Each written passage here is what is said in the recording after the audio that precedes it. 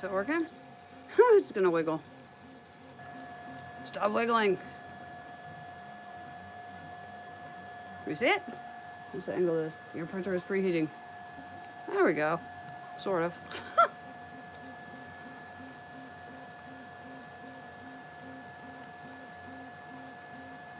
Let's see if we can show other stuff without making this wiggle. This is not the best. That is fast. Oh, I have it at 150%. Maybe we should slow that down.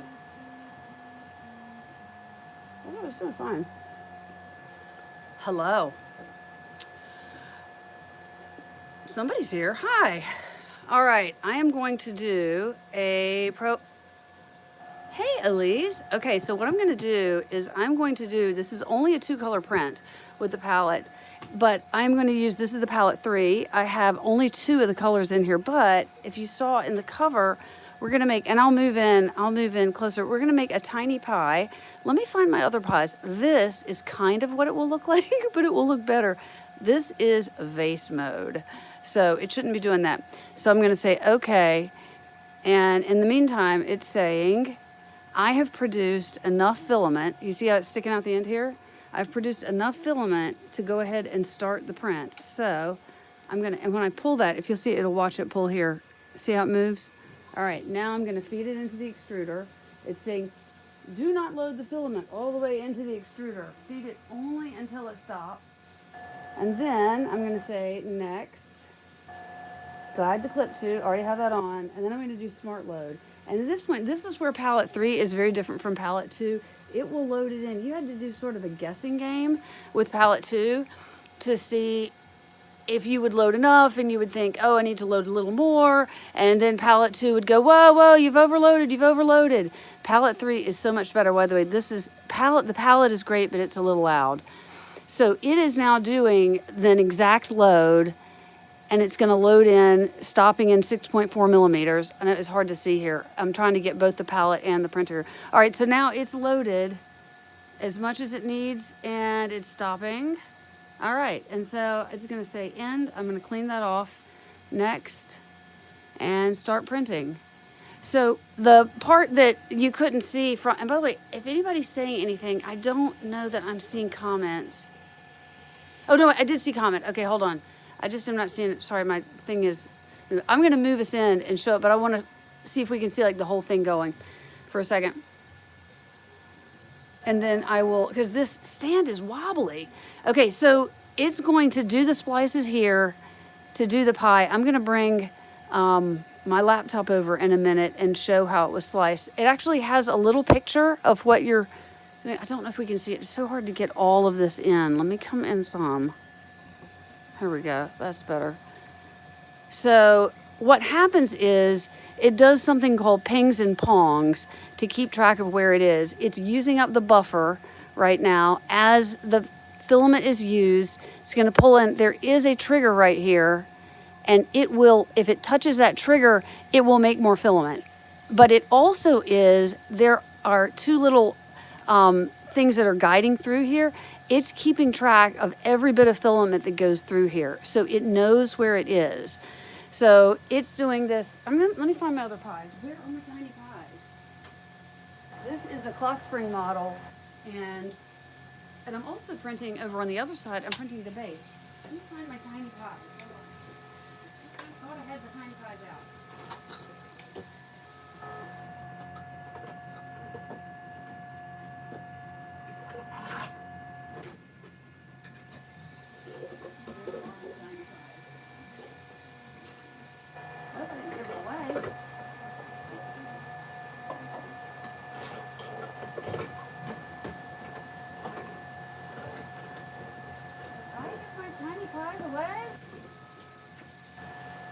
Could not have given my tiny pies away. I made a bunch of tiny pies. Okay, well we're gonna have a new tiny pie shortly. It might be in the other room. So this is a, if anybody said, so how do I find out? Oops, sorry, that was my finger. How do I find out what people have said?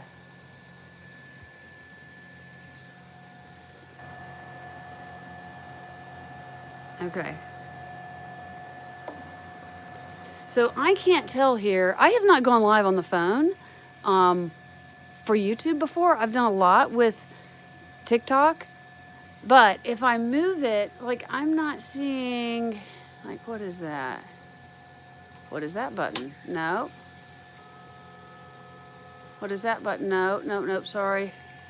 Don't do that. What is this button? Okay, none of that. So I did see somebody say something. Because I saw one message come up. I'm going to move this in to watch the splicing. Okay, so it looks like, oh, here it is. Okay, it's advancing. All right, I'm just going to have to take you guys out of here. So it's going to advance. And it's very cool right now. Notice, oh, hi, I see that. Okay, so it's heating up, and now it's going to push the second color in, and then you'll see it slide through. By the way, the fan is so loud on this thing. Oh, hi. Okay, I am seeing chat. There it comes. So now it's cooling it down. So this is the splice core is where everything takes place there. Okay, so now it's just going to advance that through the buffer, and it's got a much bigger buffer than Palette 2. Sorry, I tried to get some light on here. I may have gotten too much. All right, and here is the tiny pie. Lord Squiggy, hi. So this is not a very long print, and the 2 holes that you see there are for magnets. Clock Spring is great with magnets. So he released the tiny pies a bit ago, I don't know, a month and a half ago maybe. But someone, actually, if you have heard of the Cookie CAD filament, Cookie CAD Nathan, one of the 2 owners, said, hey, can you make a dual extrusion version? And so Clock Spring made a dual extrusion version. So it is now going to build, this is the purge tower, sorry, the transition tower. Purge tower, transition tower, either way. And for this, it's fairly small.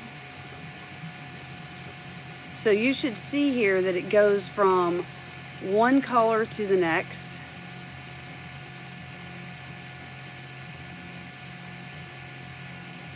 When we get there, hold on, can we get in here? Can we get in here?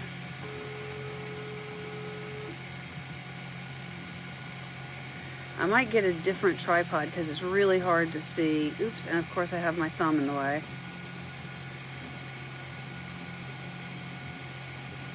So with transition, what you're looking at is how much filament do you need to purge out to get from one color cleanly to the next. And Canvas, sorry, I know I'm going to make you guys sick. Canvas gives you a lot of control over, let's see if it's got the spacing right. Let's see if it did it. Okay, that was, oops, sorry, that was layer 1. All right, let's see what it does here. You know what? It actually may not be changing colors yet. I'll go back and look at the slice model. It might be just building that transition tower up. If you notice that the first layer is completely solid because you want that first layer adhesion, but it put the minimal amount of filament that it needed because it tries to be as conservative as possible. All right, I'm just gonna do that. Let's see, is it making, so it's made another splice in the meantime. So where the filament comes from, and I only have 2 colors loaded, and I've got them, hold on, I have them down here on the row below. And what you want for filament is you want to have an easy path to come up. So this is pretty much coming up straight. So that they go, let me block it here, and then we'll look for when it pulls the green in next. Oh man, the glare is terrible, I'm sorry. Let's see if we, no, the glare is just terrible. Okay, here goes the green. And it's gonna wait, there it goes, and it's pushing it in to the splice score, which is, oh no, it hasn't pushed it in. See how it doesn't push it in yet? It waits until it gets a certain amount of hot, and then it jams it into it. And see how there's white on either side, and then there's, oops, there's black in the middle? That is a spring. And so if you wanna add compression to it, if you need to add compression to have solid splices, then it will tighten that up a little bit on it. And the thing that is, the filament goes into is a very specialized PTFE tube that is basically a really hardcore PTFE tube. But now it's just gonna go around this buffer and be pulled out. So let's see where we are. over here. Oh wait, it's still working on that. Over here, I am working on the tiny pie bottom. Oh, my thumb again. On the tiny pie bottom, so that we will have a bottom when this is done. All right, coming back over. Because it is about to, and I'm sorry, I'm trying not to like shake on this, but this is a little hard. If my husband were here, he's like rock solid. He could have been a surgeon. Oh. Okay, so now it's finished the layer, almost. It's gonna go back to the transition tower, and this is where it should transition colors. I believe, I was looking at, oh wait, oh, there it goes, perimeter, perimeter.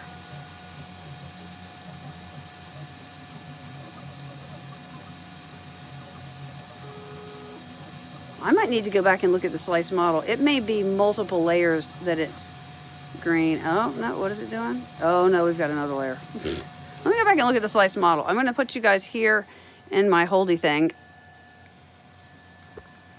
Let's see, there we go, okay. I'm gonna leave you there for just a minute, and let me go look at the slice model. I wish I could get some light in here that was not directly on. Let me try bouncing the light off a different way too. Let's see if that does not, let's see if that changes it. Is that better? Less glare? Oh, that's less glare, okay.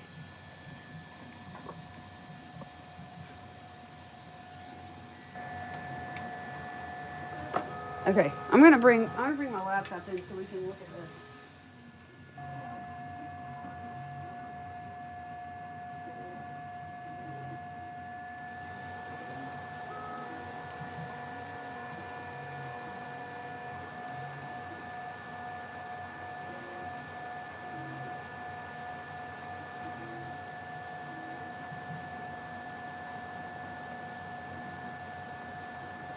You know what? The thought occurs to me that I showed a picture of what I was going to splice, but did I not even put a title on this?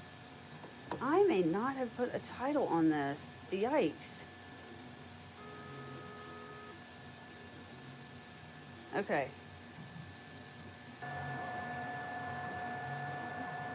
So one thing that's nice in Palette, and I've always called it the Palette, but when I'm listening to the Mosaic guys talk about the palette, they just talk about it as palette. So I'm not sure. Okay, so there it backs out green, or this is Lootsef green, and this is Atikam teal.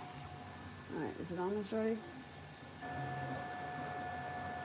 And then we'll look at the sliced version, and what's happening in Canvas. All right, oh, let's come over. Okay, nope, it's still gonna go green, but it still did the minimum that it needed to do on the transition tower because it's trying to use as little filament as possible. All right. Let's see. How much is happening here, this layer?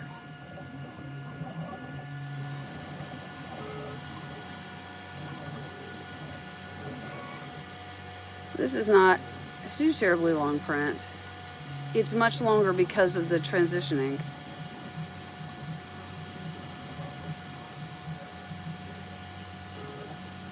All right, how much longer do we have here? I want to okay. I'm gonna come back over here. All right, so this is. I want to show you this. This is Canvas, and so this is the tool that you'll. Oops, what did I do? Close. Wrong button. So this is the tool. Actually, when you slice a model, you can send it to the printer through the palette now, and it's just like you would do with Octoprint. So this is saying what's going on. It says it's 3% complete. It's how much filament it's going to use, and it's 2 hours remaining. So, and then if you're not printing something, you have control of the. Let's go over here to projects, and these are my Palette 3 clock spring models. And here is the model. So, oh gosh, I'm so sorry. I'm trying to hold this in a good way. So I am using 2 of the colors. I only have 2 of them defined here. This is a tiny pie top. And if I want to edit it, I can go in and, wait a minute, will it not let me? Part selected. Let's see. Okay, so if I want to paint it, oh gosh, I'm so sorry. I need to get a stand so I can do this without holding it. So if I want to select one of the pieces, you can go in and paint it. Yeah, this is awful. And paint that particular piece. But when I have unsaved changes, exit. That's okay. So let's preview it and I'll show you the sliced version, which is what I had the picture of, and then I need to get, okay, hold on. I need to get a, oh, shoot, hold on. It changed colors. I missed it. So this is what it did back and forth to get to the next color. I'm sorry, guys. I'm sorry. Extruder in the way. I'm gonna be all up close here. So that's what the transition tower looks like. And it looks like it's drooping in there, and it actually is drooping into the transition tower, and that's okay. It doesn't have to be pretty. The goal is to use the minimum amount of filament possible, and I have it set to a very short transition. There we go. That's looking more like it's changing layers. I'm doing okay. Oh, Lord Squiggy, thank you. I just feel like I'm like shaking it just doesn't look like I'm stable, and I don't want to like make you guys nauseated, you know? Thank you. Let me find a phone stand. I have a whole bunch. Most of them are in the other room where I do the time lapses. Let me go get that. Thank you so much.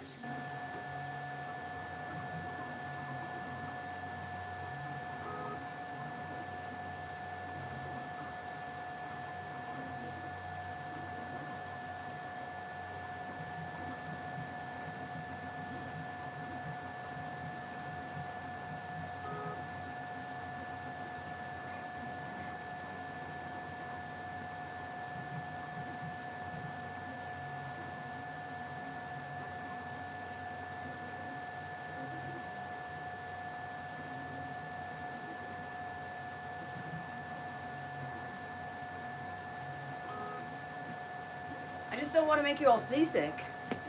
All right, I got 2 phone stands. Let's see what would be good. This one would be good for watching here. And this one will be good for here. Let me zoom in here. And we can look at the transition tower and what it's about to build for us. Okay, oh, you all were crooked the whole time. I'm sorry. Here, let's look at one more splice. Let's see what it's doing. So it's in the middle of, at this point, that's not helpful.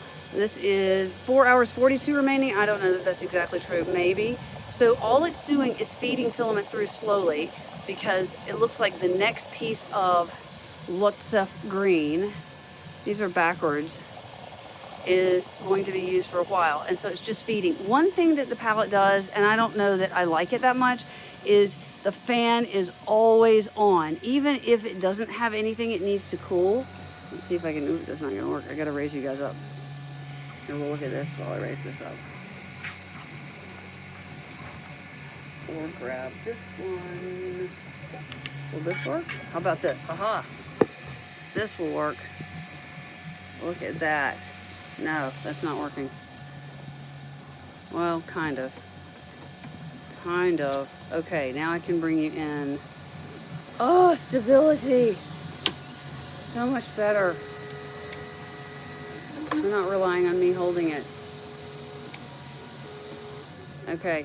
Oh, I like that better, because no one feels sick. And I can tilt it.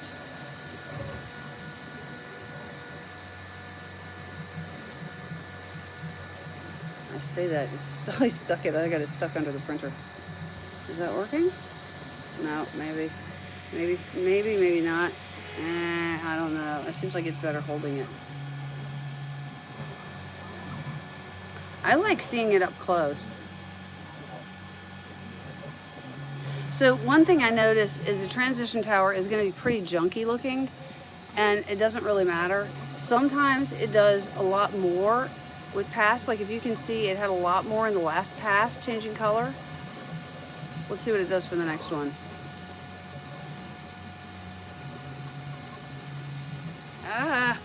Hold on. Let's see if this will work. I can make this guy taller.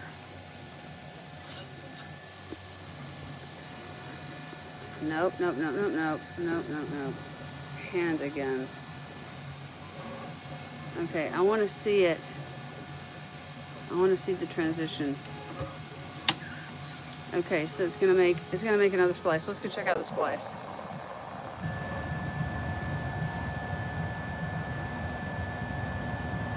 So it's pushing through. Is it doing it? Come on. So it sent the green back. So it actually has no filament loaded. Neither filament is loaded. Both are ready. And since currently it has the, oh my gosh, I can't do this. Currently it has the Atikam Teal. When that has come all the way through. So one thing you can notice here is, I'm going to back up. It's using this buffer. So as it's pulling filament, the buffer's it's using up the buffer. Oh my gosh, you are so sweet. I feel like all I'm doing is like, oh wait, here we go. It's going to do something. Okay, so it's going to touch. It touches the sensor right here. I can't hold the phone. It touches the sensor, and you're going to see in a second after it makes that splice. It's going to make the splice. When it pushes it all the way through, the buffer will go back to full. And that's how it sort of handles the fact that the printer is always looking for more filament. There we go, it comes through, and it's going to push it in a minute, and we'll get more buffer. There we go. And now we have more buffer. But since apparently we need a lot more of the green, it's just going to keep feeding the green through until it's ready to make the next teal. All right, what are we doing here? Let's come back over. Yeah, I've noticed that from Japan, oh my goodness. Duh, thank you. I'm trying to do my best that I can on not making you all seasick, hand holding the phone here, and it's very loud because the palette has a fan running all the time. And so my apologies for A, me yelling, and B, it being loud. Thank you so much. So I'm going to go to the computer and show you what this is going to look like. But I want to see it. I keep missing it to the transition tower. Now, another thing that Canvas has set by default is to purge into infill. So if it can make the transition in the infill, it will. There's just not a lot of infill in this model, but you can see it is doing some infill.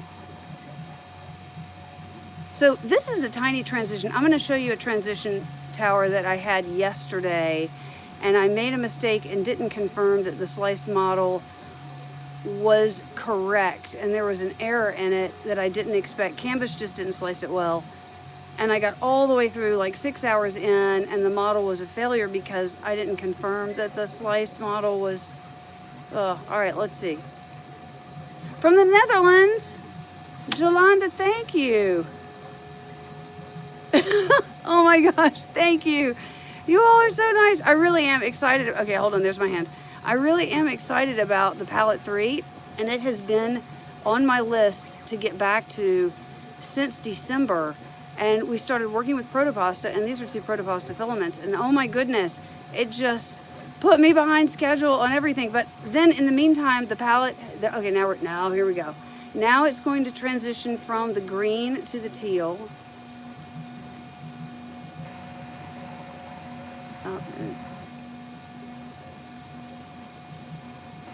Okay, and it's hard to see, but it has gone hopefully from green to teal.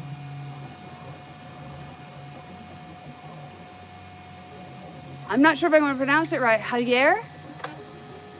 I'm not sure if it's a J. Okay, so the question here is, did it transition to the teal, or is it another level with the light green, and it had to do a pass on the transition tower because the transition tower has to keep the same height? And of course I can't tell. Can you all tell? Is it doing green still? Oh, it is. No? I can't tell. Is it doing the teal or the green? I should just go dark or light, right?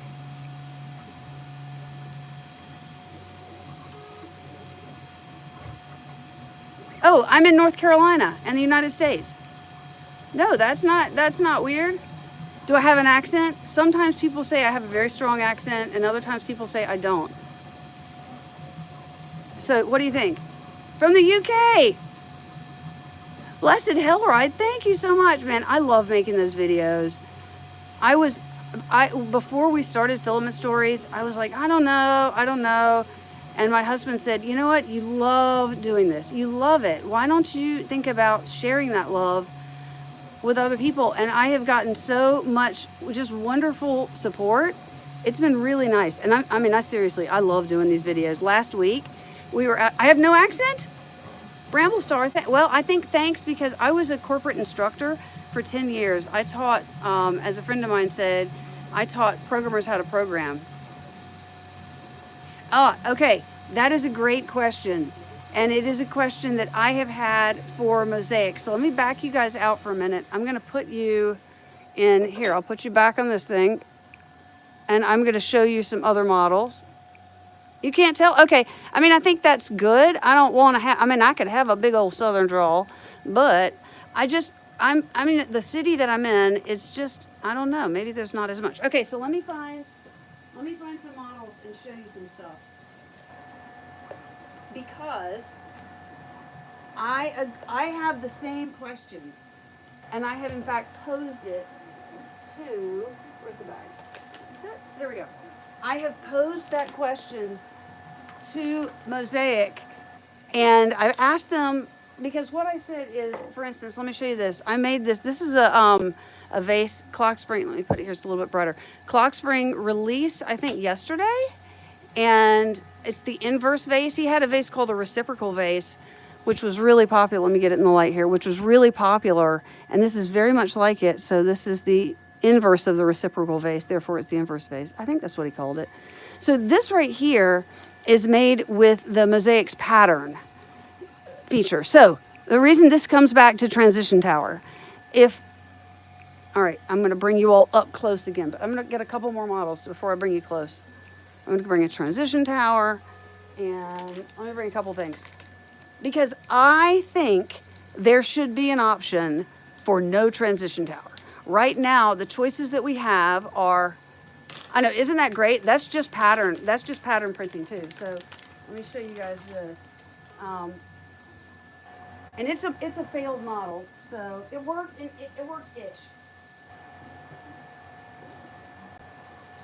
Bringing the light back so I can show you better. I'm gonna aim some light here. Okay, so one of the ways that you can do pattern is you can just ask the palette to make splices. I want green, blue, red, yellow, and you can do, in this case, up to 8. And you just say, give me the splices. Now, I don't see, in this case, I don't see a bunch of blur. Hold on, wait a minute. Will this be posted on, I missed that message. Will this be posted on, oh, here we go, on YouTube. Yeah, it'll stay. You can go look at it at any point afterwards. You can go to, it'll stay under the live. So go to the channel and you'll see it under live. So here's the thing with this. I don't see a bunch of blurry areas here. All this was 15 centimeters of each color. It would go, is 8 colors, 15 centimeters of each, and it would move to the next. I don't see a lot of blurry in there. Now, if it had been a red filament and then a white, there probably would have been.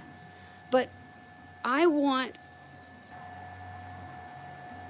oh, in an Arabic country? Man, I am so excited. We have people from everywhere.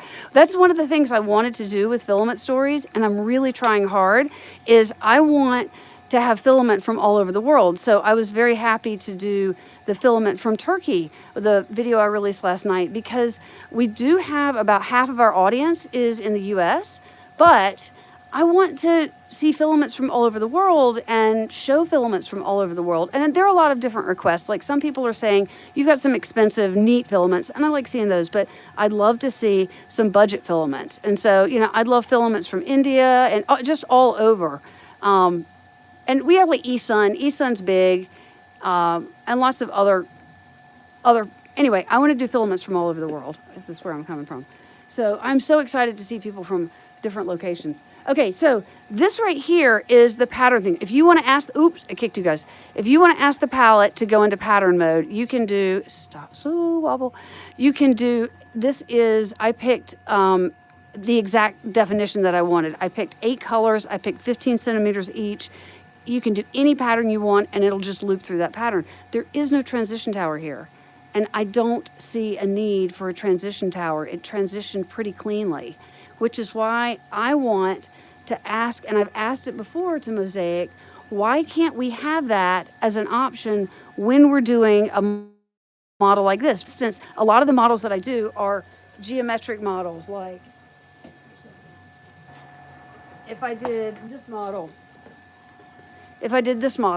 and this is not geometric, this is a clock spring model and I just did one color change. But what if I did this and I wanted to paint this area one color and this area another color, or each of the different areas? I don't care if there's blurry, a little bit of blending to go from one color to the next. I'd rather do that and have no transition tower than have a big transition tower. So here's a model I painted up last night, and it's supposed to look, let me show you, it's supposed to look more like this, although this is the updated version. Okay, so it's got, it's a little, now I thought, wouldn't it be fun to paint this up? And here's the newer version of it. And so I did red for the propeller. I didn't check, I had the words were white. It actually got a little gold on there. It was supposed to have some blue here and red here, and it has, I stopped it at this point because it was messing up. But to do that, because see how it's red inside there? We've got red here, and it did a nice job of it, although weird, it got weird up here. But to do that, where's my transition tower? This was the transition tower, which is, and some of it's pretty hollow, but some of it's not. So you can see it changing colors. So, read it. 3 years in Charlotte. I was in Charlotte on Saturday coming home from skiing. Charlotte's such a great city. Oops, I hit you guys again. Yeah, Charlotte's a real, I've done so much work in Charlotte. I used to be a software engineer, and then I was in corporate education, and I taught programmers how to program with some IBM web-based technology. But that was before I had children, so I am way out of touch with software development because it's been so long. But yeah, this is a big transition tower, right? I love the blended ones. It's huge. And I don't think maybe I would want it to be exact. This is me not checking that I made a mistake. I should have gone, this is my mistake, that when you're done slicing it, you think what you've painted looks one way, and then it slices. The reality is that you can paint little tiny areas, but they still have to divide that up. As you all know, when we get to slice a model, we have to divide it up into the width and height. So it's 0.2 millimeter layer height and it's 0.4 millimeters extrusion width. We still have to divide it up to that. And so that's what the slicer does, but it just completely made a mistake and I did not catch it. But that's a big transition tower. I mean, this is pretty hefty. Oh, you can't see. It's pretty hefty transition tower. So, oops, hold on. Oh, Mint Hill. Okay. Yeah, okay, so that's what we're talking about, the no tower, because I think it's a big, I'm getting ready to write my review on it, and I think the transition tower is a huge question, and it's a huge issue because hold on, let me make one statement. My best friend, when I was growing up, and I was just so devastated, when I was 8 years old, her family moved, and they moved to a house in Mint Hill. And so I would go and visit her for the longest time until she got married and moved away. And she moved to Charleston. But Mint Hill has a special place in my heart. So, okay, so the question is, do we have to have a transition tower? Right now, if I have a model painted, let me show you the painted model. I'll see if I can bring it up without wrecking my Okay, so let me go back. Okay, so I have this model here, right? And this is the thing that's printing. And you see that gray box? That is the transition tower that it's going to estimate it needs. And is there a way we can get rid of it? No. Right now in Palette, you have two options. Let me go to settings. I really don't want to drop my laptop, but I think it's easier to leave you here. Oh. There we go. So I've now painted the model, and I have two choices here. Let me bring the settings up, see if we can see it. You see transition, transition, and I have two things. The green one that's highlighted is transition tower, and the other one is side transition. Those are the only two options. I want no transition. I've asked for it, and I've said, okay, I'm not painting frogs and snowmen with black eyes all the time. Sometimes I'm painting a model that would just be fun to paint it and have colors come through, however. And like, where's an example model? Where is the example model? Okay, here, I'll use this one as an example. If I had this and I wanted the mug to be one color, and then I wanted this little bag to be another, and the handle to be another color, and that's all I was painting, and I didn't really care if it was a little blurry along these edges, and I was doing something like a copper color, and then this was just a more brown. Those would probably blend fairly easily together. There's no way to do that with the palette without doing a transition tower. Now, it does it as minimally as possible, and you have control over how much or how little, but you don't have a way to say no transition tower, and I would really like that. So I've put that in as a request.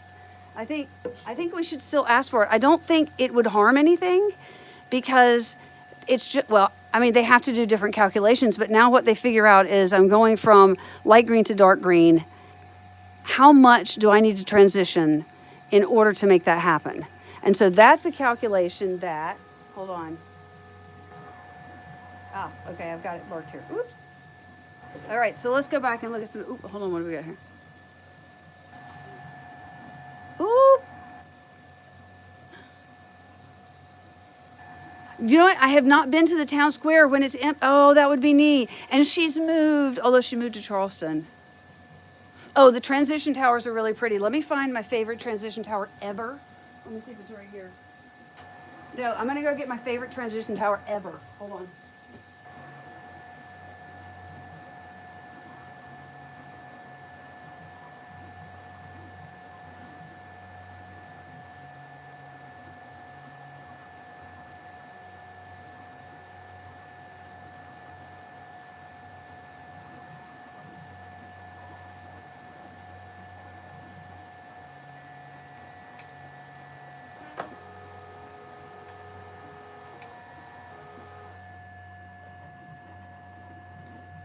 Okay, I got a bag or a box of stuff for the palette.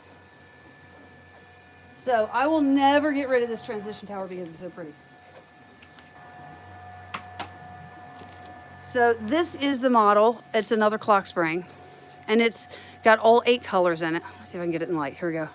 And it's so pretty. Get the lid off. And it did a beautiful job. By the way, the palette 3 is so, there goes the lid, is so much more reliable. Yes and no. The models are all in bins in a closet, so they're just in bins. And I don't throw out models. I really like to give them away. And so it's interesting for those of you who have 3D printers, you know, like, you're like, no, take the model. I can print another one. They're like, but it's so nice. No, I don't want to take it. And you're like, really, please take it. So I'm always trying to give models away. My aunt came in November, and I knew that I was going to be doing a bunch of Christmas stuff and printing a lot of trees and who knows what. And so I'm like, she was like, they're so beautiful. I'm like, take them all. She was like, I couldn't take them all. No, take them all. And I was able to give her all of my trees, my vase mode trees from last year, because I knew I was going to be doing a lot more models. And that's exactly what happened. So yeah, if you have a printer or printers, you probably know what I'm talking about. Okay. So here is, I'm going to talk about transition tower. So here is this beautiful little model, 8 colors in Polyalchemy Elixir. Very, very nicely done by the palette. And I want to talk about transition length and how big your transition tower is, but I want to show you what happened in order to have this. I think this is 20 something grams. This is the transition tower it took to make this. It's huge, right?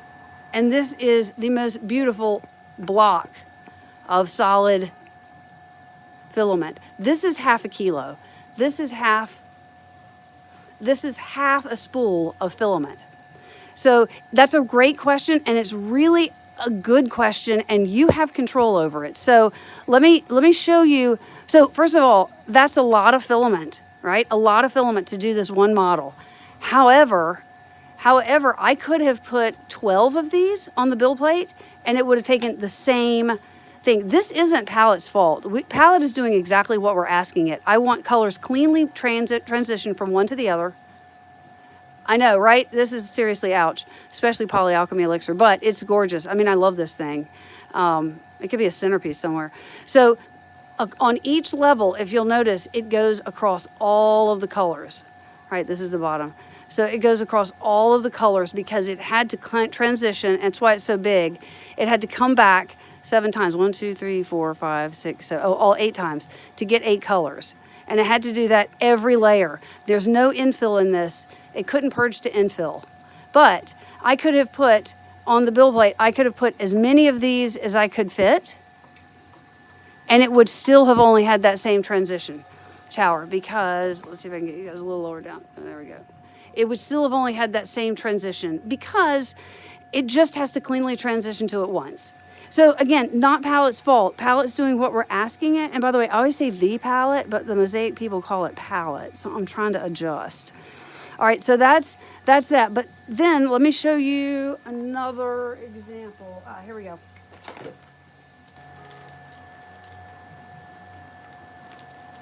There's the model. Here it is. Let's see if I have it. There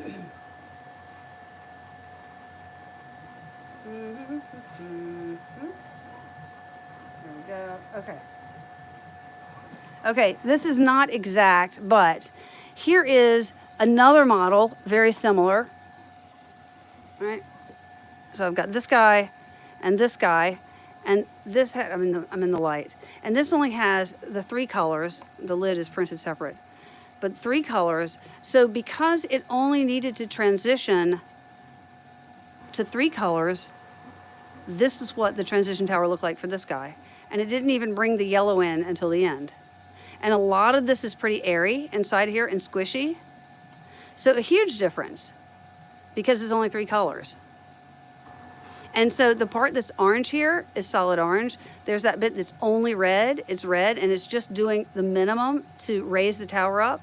Now, there are some advances. So for instance, this is using Canvas, and Canvas is the tool that Mosaic has, and it's an online web-based tool.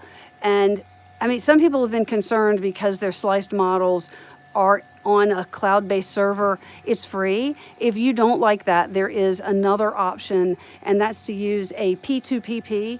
It's palette to Prusa Slicer print, Prusa Slicer to palette print. I can't remember what the P2PP stands for, but it is a community-sourced project that takes the multi-material feature of Prusa Slicer, which was done for the MMU for Prusa, and lets you slice there, and then you can use those models and send it to the palette.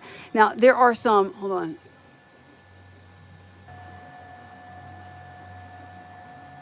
Make it small. Okay, there are a couple ways to make it smaller. Yeah, by default, let me pull this. By default, and I think P2PP has some advantages that it takes advantage of because Prusa Slicer does it. So the advantage that, okay, so the first thing is, and I want to get back to other alternatives to slicing, but you'll see there is a checkbox here that says use infill for transitioning.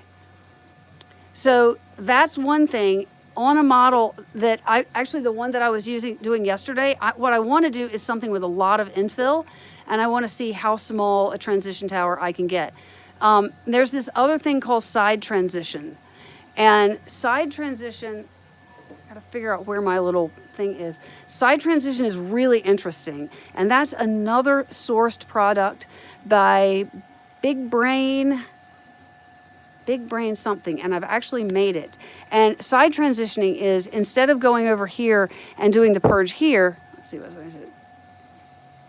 Yeah, I did that, the side transition was there for palette 2, and I made it. You actually build, you print this little they give you the information, and so you can build it yourself, or you can buy a kit and print the printed parts, and you add it over to the side here. And when it gets time to transition, the extruder, you have to add some G-code in, but the extruder will come over here to the side, hold there for a second, purge out, and then it's interesting, the part that it cools on is a thumbtack, but it's this really nice dome, and so it cools on that, and then the extruder goes dunk, dunk, and it basically kicks it into a little bucket that you have built. So it's a really small little thing, this side transition thing. I built it. I didn't have as much confidence in it to like walk away and leave it. So I didn't use that often. There are other people who have used it, but I want no transition. I want to say, let the changes come as they are. If I get a little blending, I'm okay with that. So that's still my question. Now, the next thing I want to talk about is, how can we make, oops, I'm very clumsy. It's one of my special talents. My father-in-law and I are clumsy. We joke that we're related. So here, there are things that you can do to change the transition tower, and this is an example. So you've got this versus this. That's the same. All you're doing is taking it and changing the dimension. So I made it longer instead of as wide. It's going to by default do this, but what if you had something that you wanted to fit on the build plate, or you wanted to fit a lot of these, and this big rectangle, where'd my big rectangle go? The big rectangle is going to take up a lot of room, right? So you can change it and put it there. But there is another way we have control. Let me show you this. We have control, but not as much control as I would like. Here's this one. Oh, where's my good one? Uh-oh. I don't have my good one. Okay. Let me pull this out of the way. So one of the things that we can do is control how long the transitions are. Yikes. And that's really key. Oh, I got all my stuff in the way. So by default, and we need to go over and look at it. So if you look at this transition, I got a light. Let me block it. Okay. So you see here we've got transition tower or side transition, and then right below it, it says transition length. By default, that number is 120. And it's going to go 120 millimeters every single color change to make sure, absolutely positively, that it's gotten one color out and the next color in. Now, that is important to do super clean transition. And if we think about it, when the filament comes down into the extruder, it actually does a little bit of mixing down here. And I know like if you're changing out from red and you're going to white, and you have to keep going, nope, color's not fresh, color's not fresh, color's not fresh. So you've got to keep going. How long do you have to keep going until you actually have flushed that color out? Going from red to white, a long time. Going from black to brown or silver to gold, the metallics seem to just not have any issue at all. You can go like extremely quickly. So you can change that length. And so let me show if I can get here and hopefully not drop. Oh, I knocked you guys again. Dang it. I'm trying to do this, and let's see. Block me. Let's see if I can block me so y'all can see it. Oh, heck, I don't want to do this. So I'm going to go in here to variable transition lengths. So in this case, and I've set this up for only 4 colors, you can say the minimum and the maximum. So let's say I want 120. Okay, and if I'm going from green to green, I can say that they're weak colors, meaning it's not going to need a lot of transition to go there because it's a weak transition. But if I'm going from red to something that's going to be a really strong transition. So it's going to take a maximum of 120 when I'm purging out red. But when I'm purging out the greens, it's not going to take as much. And the gray, I'm also going to, maybe the gray I'll say is medium. But this guy's medium, and this is light, weak. So that gives you control of having just by doing that, you will have a smaller transition tower. Now, minimum, oh, Demouse's dog. Okay, go. Okay, so let's see here. Let me exit out of here. How do I exit out of here? Oh, I just scrolled, canceled. So let me give you an example of I have changed mine to 30. 30 is unfortunately, oh, I hit you guys again. 30 is the minimum you could do. I would love to say 0. And they don't let you do 0 tab. Now, if I try to do 0, it'll say, thank you. Oh, look, that's the moose. I actually have met him. This is Clock Springs Discord channel. Okay, so it won't let me do that, and I think it will say enter a valid number between 30 and 330. If they would let us go to 0, we could make a transition tower that was so much better. Oops, settings. Let's go back here. Let's go to transition. I keep hitting you guys. There is another way that you can do that, and that is variable transition lengths. You can even go fancier, and you can do a full grid, every color to every color.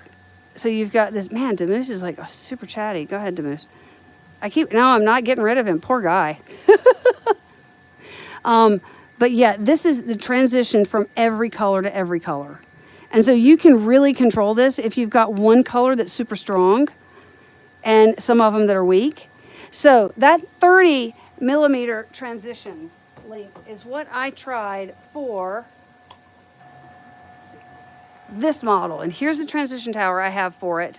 It was a very complex model. This is, here it is right here. This is showing you, it's like, I mean, I can get my fingers in here, right? If it didn't have to do, so this is actually not as heavy as it looks, but I didn't make wise choices because there's white in this. So this is another Clock Spring model, and it has, it's a little jar thing, and you can change you can have the teeth be colored, and I switched my gold and pink. So this should have been one pink tooth, no pink for the rest, but it didn't transition out to the white because 30 millimeters was not enough. And the same with the gold. The gold actually was too strong, and it has some brown here and the pink. So this is an example of why you need, this should be clean. The black, I mean, the colors are where they're supposed to be. That's not the problem. It's that they're colors in addition that are not where they're supposed to be because this gold just bled really badly. So that's one thing that we can do to control this. You go in and you say, I want the transition to be as short as possible. Wait, who just said hi? Who said hi? Ryan, hello, Ryan. You're getting abused by live? Oh, yeah. Ryan, watch out, man. I keep knocking the phone. So what we're looking at here, we're just talking about all kinds of things with Palette. So if you've got any questions, let me know. I am trying to get a review done for Palette 3, and I'm actually glad I waited because they have made some updates. But one of the things that I like so much about it is, okay, my number one favorite thing about Palette 3 is it is reliable splicing. The Palette 2 had, for each input path, it had a piece like this. To advance it, it had a filament runout sensor, and I had parts breaking. When they did the announce of Palette 3, it was spring break for our family. Oh, what we're printing, I will show you, Ryan. I happen to have it right up. We are printing, if I drop my laptop, guys, I will cry on the live stream. So we are printing a top to a tiny pie, and a tiny pie container. Where is the bottom? Where is the bottom? Aha. And here is the bottom. And that's what the bottom looks like. It's got two little magnetic things. And I have printed a bunch of these and I can't find them. I put them in a bin. But the bottom, I'll try not to abuse you all. The bottom is right here. And it's being printed There's my hand. So this is one of the two colors. I pulled off some of the filament. And it looks like it's done in 12 minutes, so I'll have that. It's a green pie, I know. It's not maybe the best colors. Nobody's gonna eat this pie, which is probably good. So let me pull you all off here so we can look at up close, because some people may have just joined, and I will try not to abuse you. You know what? You're absolutely right, because I will try to hold this as still as I can. It should be coming out. It's making a splice right now. It should come out. There it comes. The Palette 3 is it's not a printer, right? It's just an add-on to help with printers. So we are making, this is the little pie bottom. It's a little container, and it's a pie. So there's a little pie bottom with 2 holes for magnets. And then over here, we are making sorry for the shaky, we are making the lid, but the lid is going to look like, hold please, we'll come around here. There's the bottom, there it is. This is the lid, so it's gonna be 2 colors of green. I'm making pie. And we're talking about just a lot of stuff with the palette. So let's see here how long it's gonna, I've only got 2 colors of the 8. And we're just looking at Palette 3. So right now it's just passing through. And by the way, this fan is loud. I don't know why. So here's the buffer area. So as the printer is printing, I have the hardest time holding it still. I need to stand. As the printer's printing, it's going to be using up. I know I'm baking green pies. Need to come up with something to put in it. So, but we're also talking about all things Palette 3. I mean, the Palette 3, I agree. Let's see. Oh, that's a great question. Okay, so in the Palette 2 day, was the print between the pie. Okay, so the one that I showed you on the other side, are we in? Oh, you can see this. Hold on. The bottom is just a complete other print. That I sliced it in Prusa slicer. I sent it. It's a single color print. Done. The top, however, is with the palette, and so what you do in Canvas. Let me see what I can do. I may bring you over here and answer that question. I still don't have a complete, I want to talk about this. I wish that we didn't have to have a transition tower. Because right now, if I want to do something like the top of this, all right, is this good? Let's see if this will work.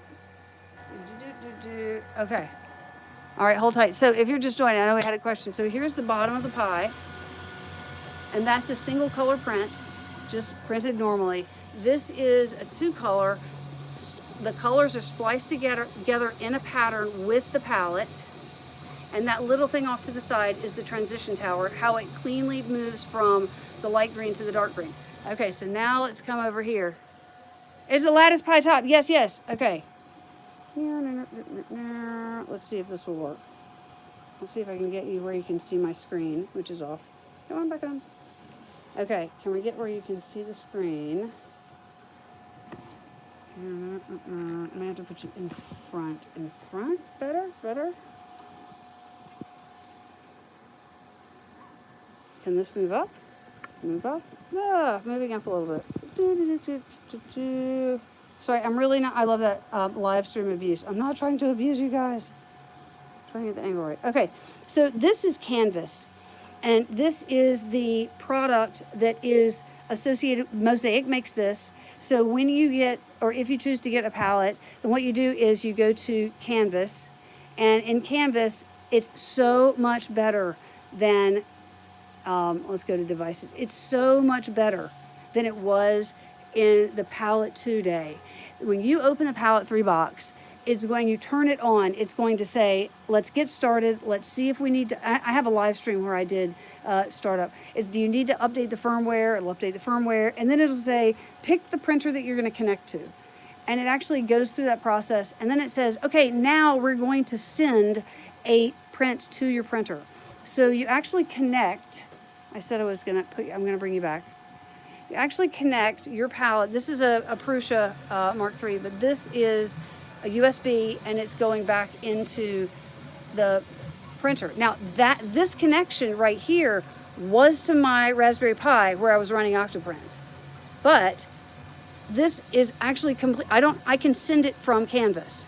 So I was to Octoprint from here. Now I'm not, because in Canvas, once you have, and it walks you through it, it's very, I mean, in comparison to what it was like for the Palette 2, they have made some serious improvements. Can we go higher? We can't go higher. Let's see if I do this. No.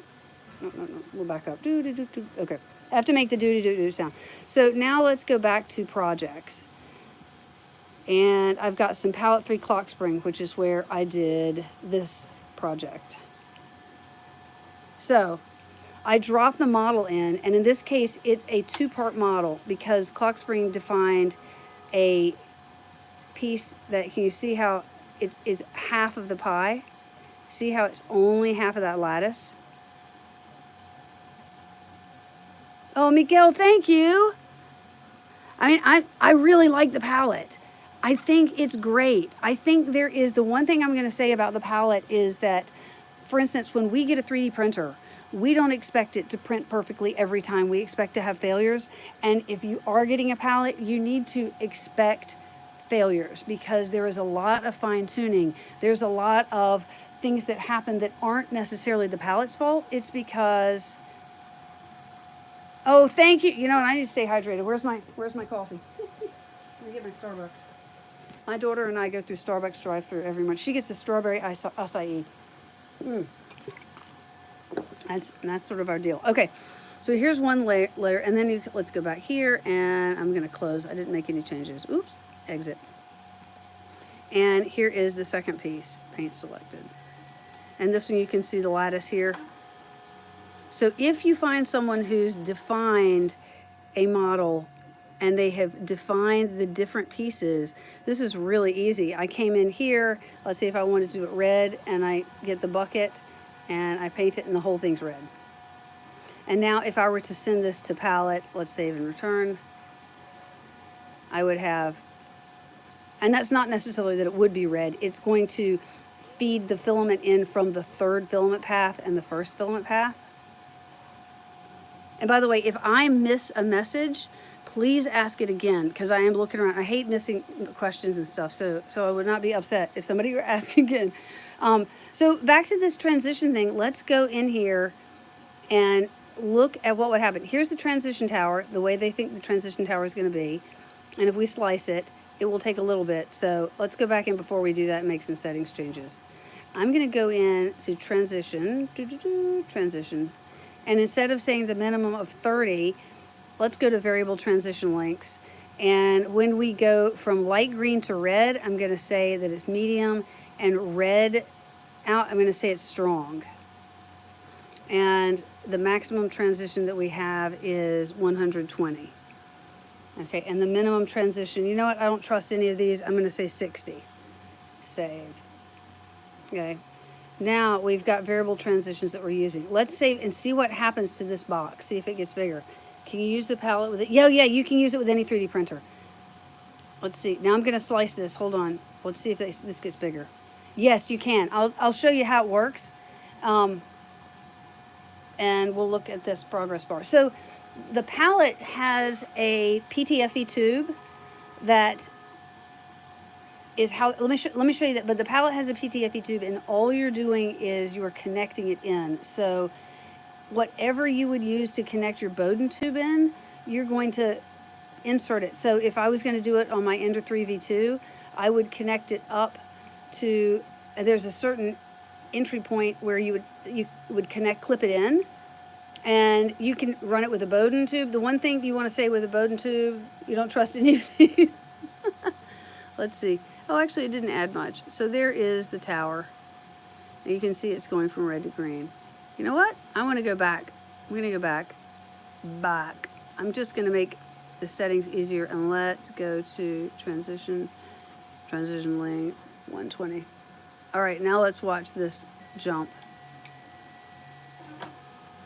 Thinking, you see how it got bigger? It got a little bit bigger. This is a small model, But if it was a bigger model, it would have gotten a lot bigger. So slicing it, this is just going to take longer. Now let's go back here to projects, and I'll show you the one I did yesterday. Projects, oh, palette 3. The steam engine Lima.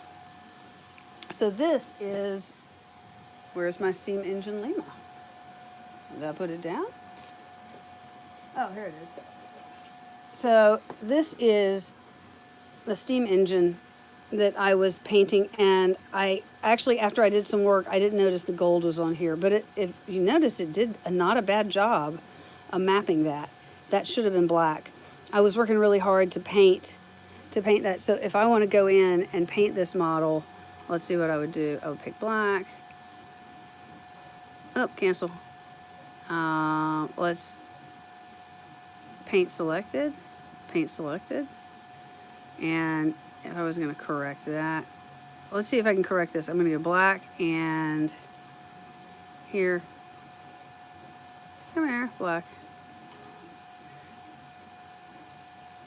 And I should be able to just come in here. I was doing a couple things, and this should not have been gold. But I'm kind of, you can get really, oops, back up, undo. But I spent a lot of time futzing around on this. And the bottom line is, when you get to the point where it's slicing it, some of this little tiny delicate stuff isn't even something, a path that it can show. Okay, so now let's say I'm going to save and return. We'll go with that. And this is how I painted it up. I just wanted to use a bunch of colors and see how it would work. But something went wrong when I sliced it, and I did not check the slicing. And I was a little surprised with this, that it just made some geometry errors on this, because this is not printable. If you want to see what happened last night when I printed it, it just, whole pieces under this gold area here is just gone. It's just, there's nothing there. That should have been all copper, a big copper dome. And back here, I don't know what's happening here, but these just weren't coming up. So I'm not sure on that. But Canvas actually is, so then once we get done with this, oh, our pie bottom is done. Come on now. All right, we're gonna come back. Let's get the tiny pie bottom. On my thumbs again, or fingers. Here's a tiny pie bottom. There you go. So this is the bottom of the pie. And this is in Atikam Teal. This is a clock spring model. And he released this. This is out on My Mini Factory. And so we're making the lid to go on top of it. He released it with a single color lid. Yeah, Canvas is pretty, I would say from once you get into painting, let's look where we are here, and I'll show you. Okay, so now we still have our transition tower. It still says we have an hour and a half to go. Things take longer. You know what, let's slice this up. Let's slice the lid single color and see what we come up with. So is Canvas, oh, Canvas is still busy. All right, while Canvas is doing that, let's go back to Prusa Slicer here. And wait, halfway. Oh, hold on. I got the word question half. Okay, I'm going to delete that. Where is here? And that is the Tiny Pie box magnets. Was Tiny Pie dish? Oh, it's Tiny Pie dish. Top magnets. Oopsie. No. Let's see how long it would take. So here is single color. I'm just going to take it, and it's 2 hours, 17 minutes. 2 hours, 13 minutes. 13. So they are saying, oh, I can't check. An hour and 10, 1, 2. Oh, actually, they're saying it's only 2 hours, 47 minutes. So it's not that bad. It will tell you how many splices total it's going to be. So this isn't too much time, mostly because we only have 2 colors here. All right, let's go back here. Oh, it's done. Okay. So here is, yeah, and it still has a problem. So what's up with this? That's not supposed to be like that, right? That's open, and there's just a little stick coming up here. But we'll tell you here how much filament it's going to use from each of them. Total filament, 54 meters. Total splices, 468. And pings, a ping and a pong, it does these things called pings and pongs. And pings are where it figures out if the printer is on track. And if the printer is using filament faster or slower than they expect, they will adjust on the fly. So for instance, if you don't have your printer calibrated to use like your E-steps. E-steps would be when I ask the printer to print 100 millimeters, does it print 100 millimeters? Sometimes printers will print more or less. So, but that's okay because they will calibrate for it. Okay, so now let's go back here. And so this is a little bit of a disappointment. This is the first time I've had this happen, so I don't want to malign Canvas because I've not had this happen before, but let's go back and see what it looked like. Yeah, see how it's supposed to actually have tonals here? So, but is it kid friendly? Okay, here's the transition tower, big transition tower. Let's do a new model. Let me think what's something that we can drop in.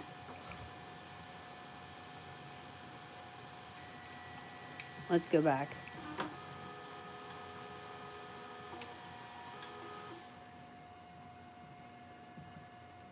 See how I have the husband folder? That's his folder. So these are the ones I've been messing with. What is something that we can drop in? Let me think about, that's not what we want. We want Marvin the Martian. Let's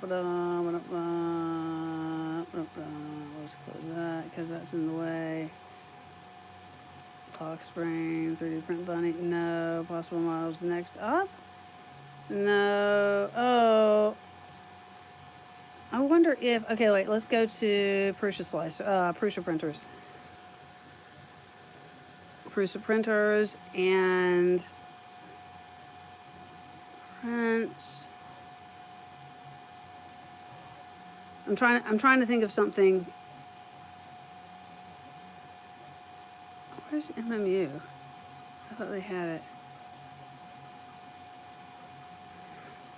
Let's type MMU. MMU. So MMU is Prusa's multi-material unit, and it's an add-on for Prusa Slicer, but you don't need that. You can, okay, so here's Snoopy.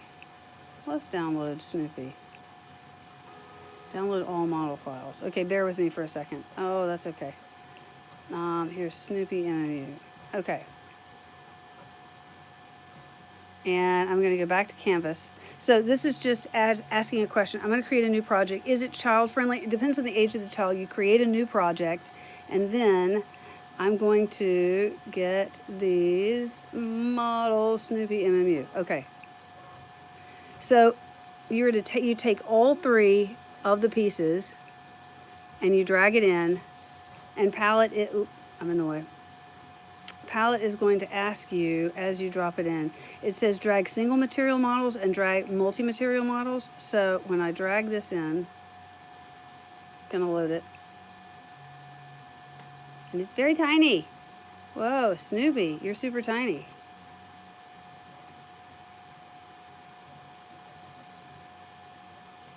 We need to make you bigger. Let's make it 300%.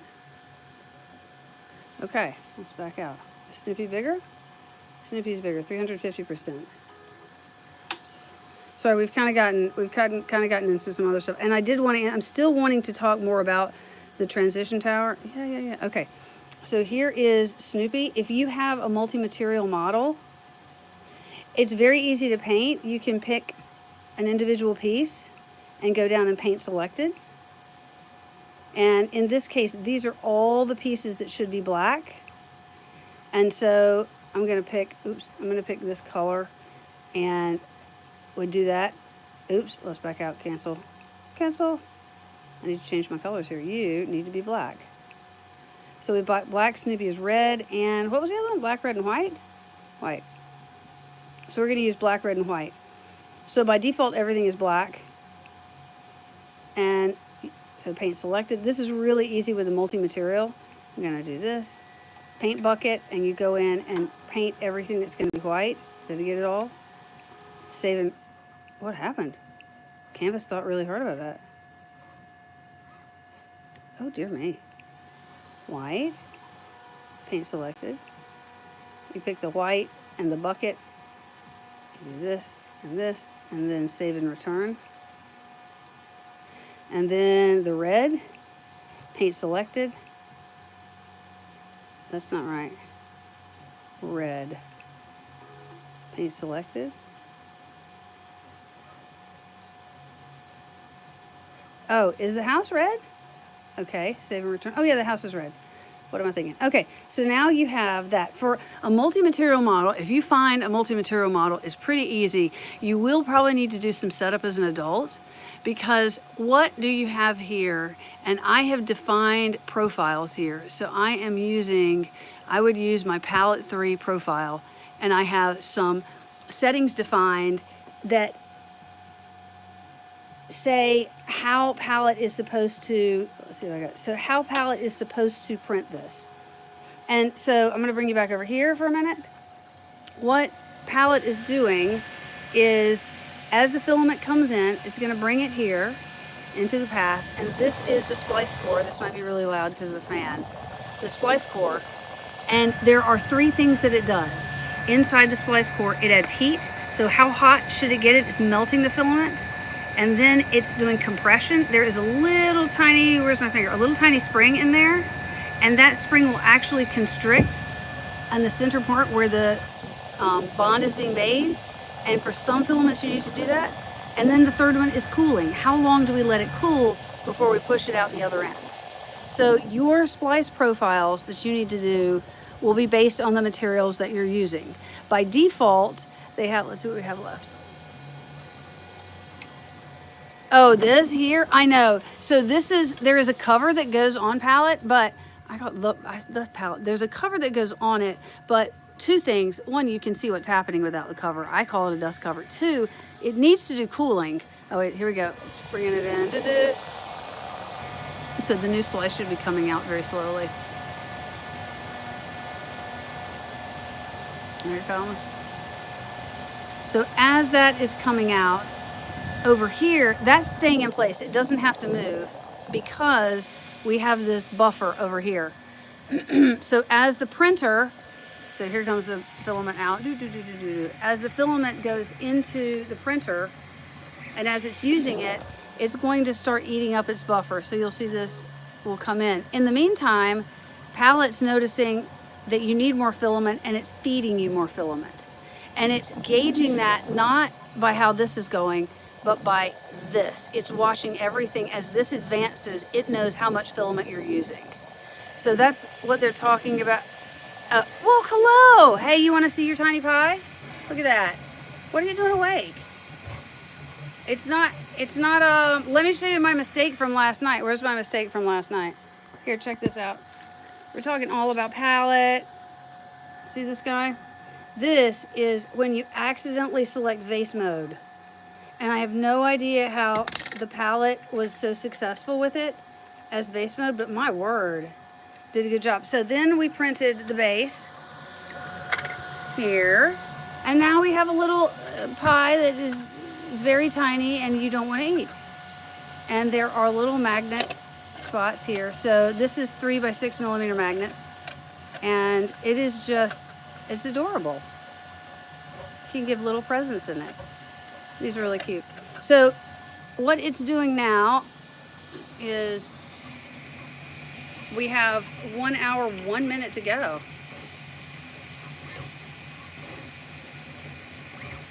And it's building those passes. But something interesting to note, that when I made a mistake last night and I did this in vase mode, and this actually didn't, it's really not, it didn't do a good job. It's not actually vase mode, but it's not vase mode. Even though there's not that much filament in this, it still built the same size transition tower because it had to transition colors the same number of times. That's not really great looking. Bottom looks good. Okay, so let's see questions. Is it child friendly? I think from a standpoint that you as an adult are going to need to come in and splice tune, which means splice tuning is you talk to the palette and you say, I want to tune my materials. And it says, okay, put them in 1 and 2 and tell me what heat, compression, and cooling you want. Those are your 3 numbers. I want 2 heat, 1 compression, 1 cooling. And then it will make 1 splice. And then you will take that splice and bring it out the top and you test the bond. Let me get you, I'm gonna sit you here and I'll show you what I mean by testing the bond. Oops, a little wobbly. I'm gonna move the palette back so we've got more in here. There we go. So you can test the bond of the Splice Test. What is that? This is some extra from yesterday. Okay. Thank you all for like bearing with me as I move the phone around and do all kinds of stuff. So here is a splice that was from that job that I stopped yesterday. And what you want to do is bend it. Okay, that's pretty, I'm in danger of wrecking this job. That's pretty strong. I'm bending it and it's not snapping. It actually seems to be stronger there than anywhere else. So if you're bending it and it's snapping, so look, I mean, that's really good. That's a great splice. So you want to go through and, I mean, yeah, it's not going to break. So you want to go through the splice and do tuning for all of your filaments that you will be using in that job. Let's see, can we see it here? No, I don't think we can get high enough. Still here? Oh my gosh. Oh my gosh, I thought I lost you. Hello. Hi, I am so relieved that you're here. Oh my gosh, the phone flipped. And I was fine with that, but this is an old phone. But oh my gosh, I thought I killed the live stream and I would have lost all of you guys. So, all right, you all are so sweet. Bramble Star, thank you. Okay. So look, it's looking pretty good. Thank you, Da. Okay, let's see what we have. Canvas, is it child friendly? I think from a painting standpoint, yes. You're gonna need to do some splice tuning to make sure that you have, okay, here we go. Make sure that you have all the materials set right. Although you can do that afterwards, you know, and you can actually have your child pick out the filament colors and then you wanna map that to, we're going to put the red, you know, black one, red, whatever. But what if you don't want to do a model like this? What if you want to do a model, where is, no, not here, wrong place. Where was my, is this it? Let's go, possible models. Quarterly, no, cable management, dolphin box. No, freestanding. What is this? Shelves. I gotta find out.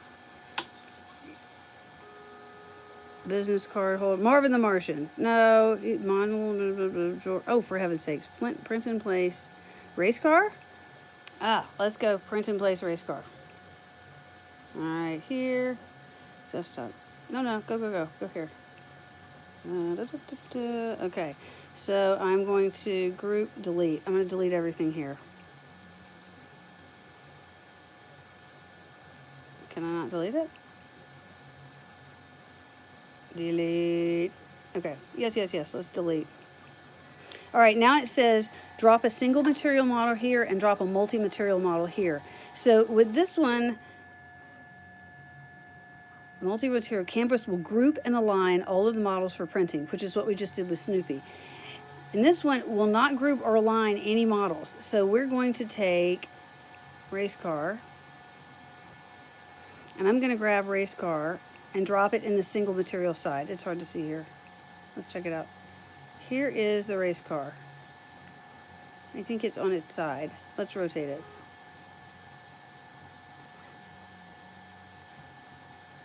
This one? Oh. How will I know that that's not enough? That's still not right. Oh, 91, 90. Let go. 90. Okay. Now let's go back here. If somebody just said anything, I missed it. Okay, well, let me scroll. Okay. So now we have this race car. And if you have a 4-color palette, and canvas is the same for either, and you want to say to your child, go paint it, go have fun, you can go in and pick the model and paint selected. And at this point, they can have as much fun as they want. You have, let's go red, you can pick the color and you can do paintbrush and it'll fill the whole thing. Now it's actually determined that it's got some individual pieces, which is great. And then I want gold wheels. So done, easy. But if you want to go one step further and you want to put, and you can put stamps on it, but you want to paint a sphere and you want to paint a smiley, oops, undo's great. Let's do it in blue. And a sphere, let's make it a smaller sphere. And you want to try to draw a smiley face. Oh, that's picking, how do I want to do this? Yeah.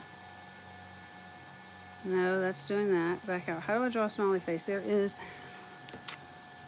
it here, facet, sphere, create regions.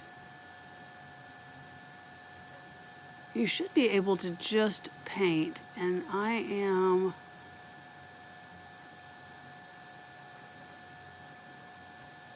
Why is it not letting me? Facet, sphere.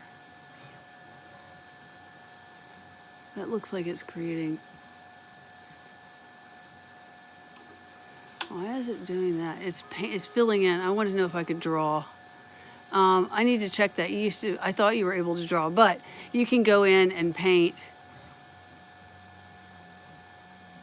patterns like, let's say your child wants the lights to be blue. Let's see if they'll work. And once you start it, if you hold down, dang it! I haven't been painting in palette for a while. Okay, oh, look, that was easy.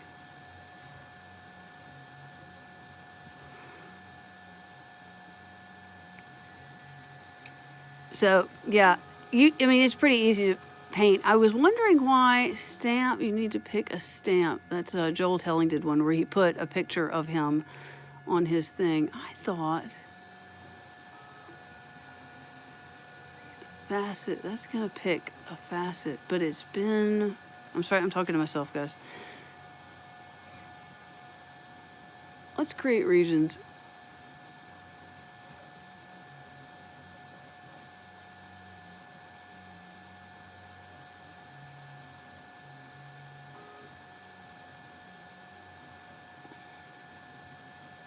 No. Okay, I'm trying to figure out what, because you are able to paint now. It's grabbing triangles, which is not what I'm wanting.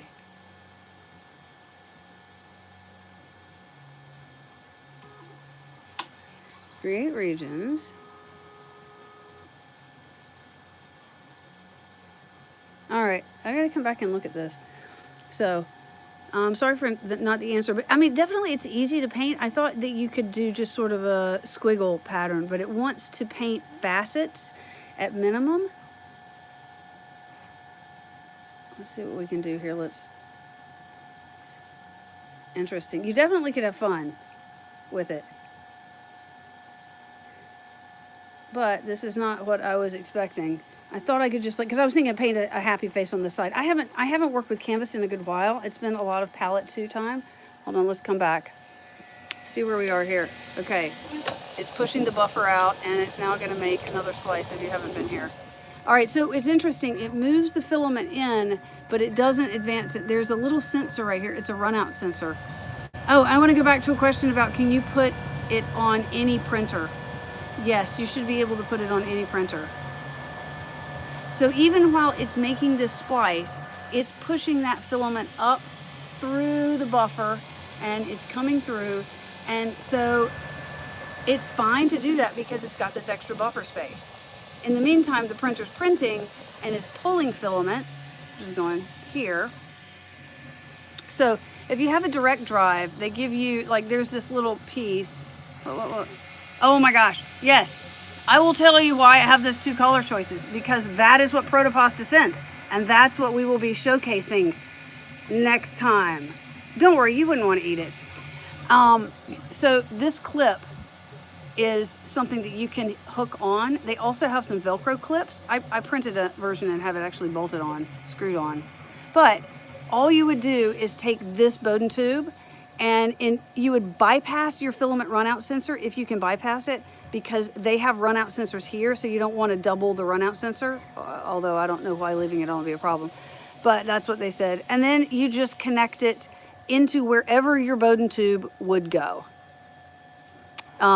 Keeping the stepper motor in there. You would need to keep the stepper motor in. Okay, I'm trying to think. Tell me more questions you guys had. I know there was do we need the transition tower? I wish we did not need the transition tower.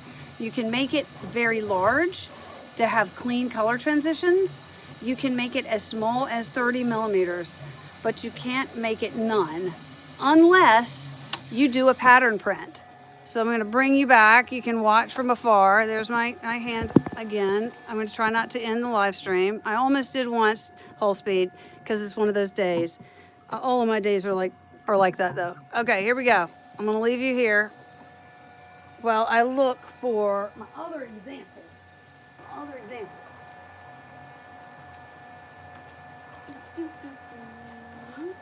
Okay. Other things that you can do with palette. Ooh, other than that. Here. Okay. Got these. Here is my. You also get to hear me talk to myself, which I'm excellent at. Nope, not here.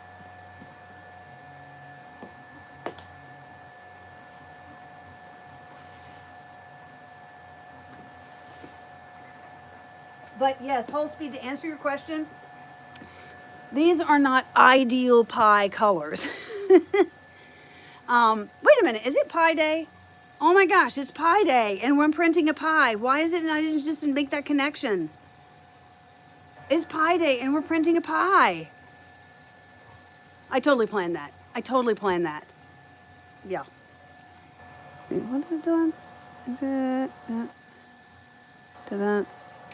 There we go. Why is that? Why are you? There we go. Let me go get one more palette print.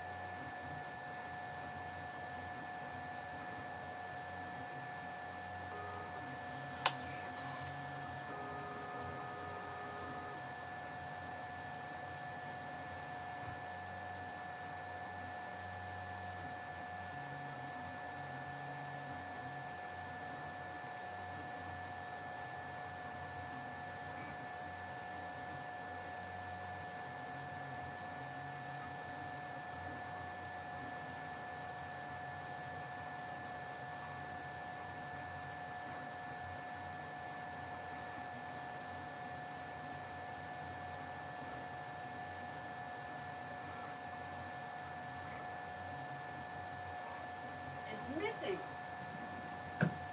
my dragonstone though. I have another one I can show. It's missing, or it's right back here. Didn't check. I am very tight for space. What I need is a big studio. That would be wonderful. Ah, I found it. Sorry if that's loud. Where's my bag of stuff?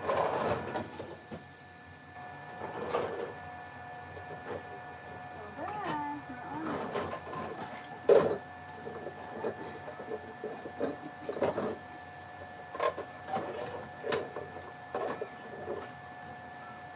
I don't want to wreck your ears, so I will not look for it. So this is a palette model that I painted. but he did divide it up. So this is a level of, from bottom of the well, from Zelda Ocarina of Time. And it did a really good job of it. And I did a little video of it running through the level. So Palette 3 has got a lot of capability. It definitely can do a lot, and I wish my red was more blood-like, but it definitely can do a good job. One thing that I do not worry about for Palette 3 is splicing correctly. Provided you have tuned your filament well, I completely trust it. Now, it's gonna mess up from time to time. That's fine, but I didn't trust the Palette 2 because of the way the parts were all. When I saw Palette 3, I was on last year our spring vacation, and I was in Florida visiting my in-laws, and they had the live stream where they did the announce of Palette 3. And in the middle of the live stream, there was a component that was right before here, or maybe it was right after here, and it failed on me. And I had so many parts fail because for each of the input paths, there was a runout sensor. Oh. Things that are blue and green. Pixar Martians. Maybe I should do a Pixar Martian. So the reason I'm using these two colors, they are down here, if you want to see them, is because they are the Endless Possibilities colors from February. Whoop, there's my thumb. They're the Endless Possibilities colors. And I needed a model, and this one was just released, and I was like, hey, I'm going to do it. And that's why I did it. I just picked these colors. I mean, I guess really like pie colors would have been good. But I like these colors. Wait, I showed you my new frog, Whole Speed. You didn't like it as much as the other frog. So Whole Speed is one of my longtime family friends. And when he and his wife come to visit, they stay in the guest room, which is where my time-lapse machine is, because we've just taken over with 3D printing. And so when they come to visit, I try to finish up my time-lapsing, right? But look at this. Isn't this a great frog? He was printed in the room you stay in, Whole Speed. I do like this frog. He's just very, the motion on him is great. But you could bring this single model into the palette, and you could paint each of these sections. You could ask it to divide it up into sections, and then a child could very easily with a paintbrush paint any of the, paint the toes a certain color. It'll divide it up into triangles, and so you could paint it really easily, and then slice it. And instead of taking the amount of time it would take to, you have Venom Green. I should print you a Venom Green frog in this filament, that frog in this filament. So yeah, but you could paint this up very easily. You could paint the eyes white with black, and then send that, and the palette would do a good job of painting it. If your eyes are going to be white and this is going to be black, to transition away from the black, or anytime you're transitioning into the white, you would want to have a really long transition. In fact, I saw on the Facebook, that's what the Mosaic folks said. If you have questions, they have a really good, I'm not sure if they have Discord. I usually do, I'm more of a Discord person than Facebook, but you can go and pose your question, and there's a lot of people that'll give support. So, do we need a transition tower is a big question. We started with that at the beginning. Yes and no. If you are going to have a model like this that is painted and is printed together in some pattern, be it a frog that's all green with white eyes and black pupils, you will need a transition tower. There is no option at this point to say no transition tower. There is, however, another way to do something without a transition tower, and that's the pattern print. So we've got an example. Here are two examples of pattern printing, and I just did both of them vase mode. And I think they are, this might be 20 millimeters, and this might be, and this one I know is 20 centimeters and 15 centimeters. Maybe this is longer, this might be 30. Right, and so what the palette does is it starts to make these passes, and both of them are with eight filaments. and it makes 15 centimeters. And then it goes to the next one, and then it goes to the next one, and it makes each one, and it says, would you like me to print with the printer, or do you want to just make filament? Oh, you heading out? Hey, thank you. Is it Tamar? Tamer? Hold on. Oh, Tanner. Tanner brother. Hold on, I'm gonna say it right. Oh, Tanner, for heaven's sakes, I can't read. Tanner. Tanner Brotherton, thanks. But yeah, that's an option. So the thing that is, I have a lot of things I like about Palette 3. One, I trust it to slice. It can fail. You can have broken splices. If you have a broken splice, it's pretty much on you for not tuning your splices well.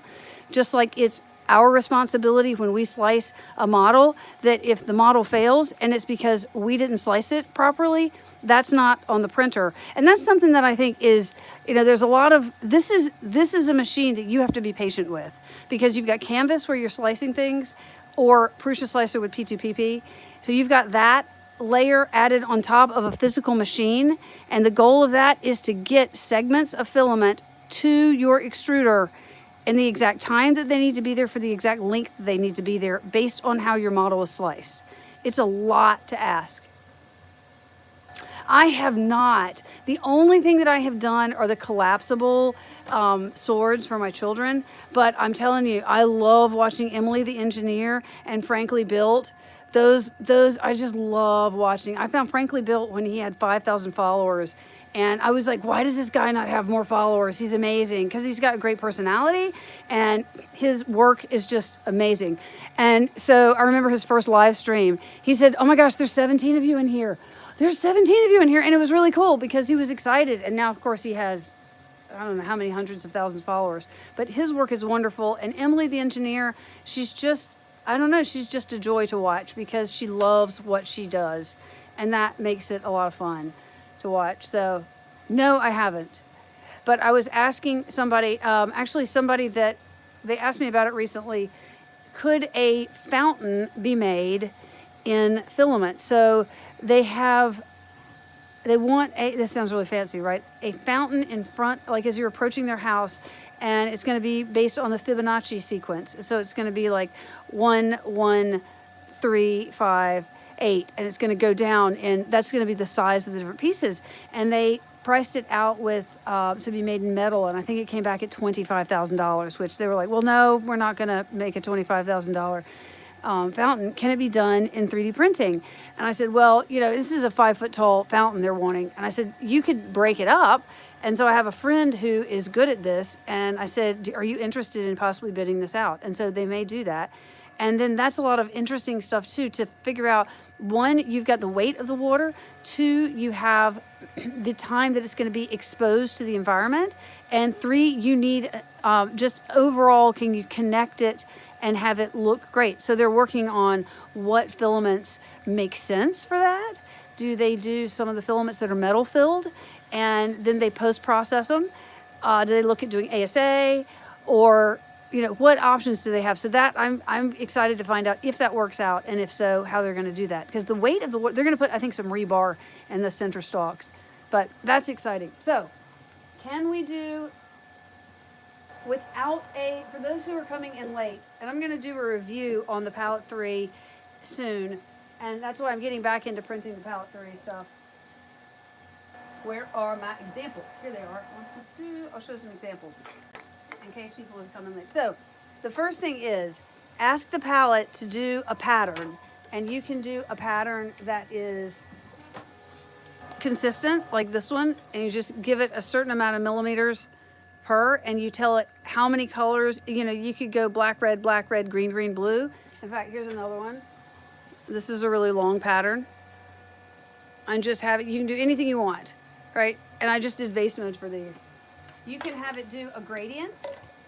Gradient, I don't know why, but gradient is only 2 filaments, and this was pretty short. But if you want to do a lot of, and this is not the same 2 colors as what we're printing, these are different, but really a lot at the bottom all the way to almost nothing at the top.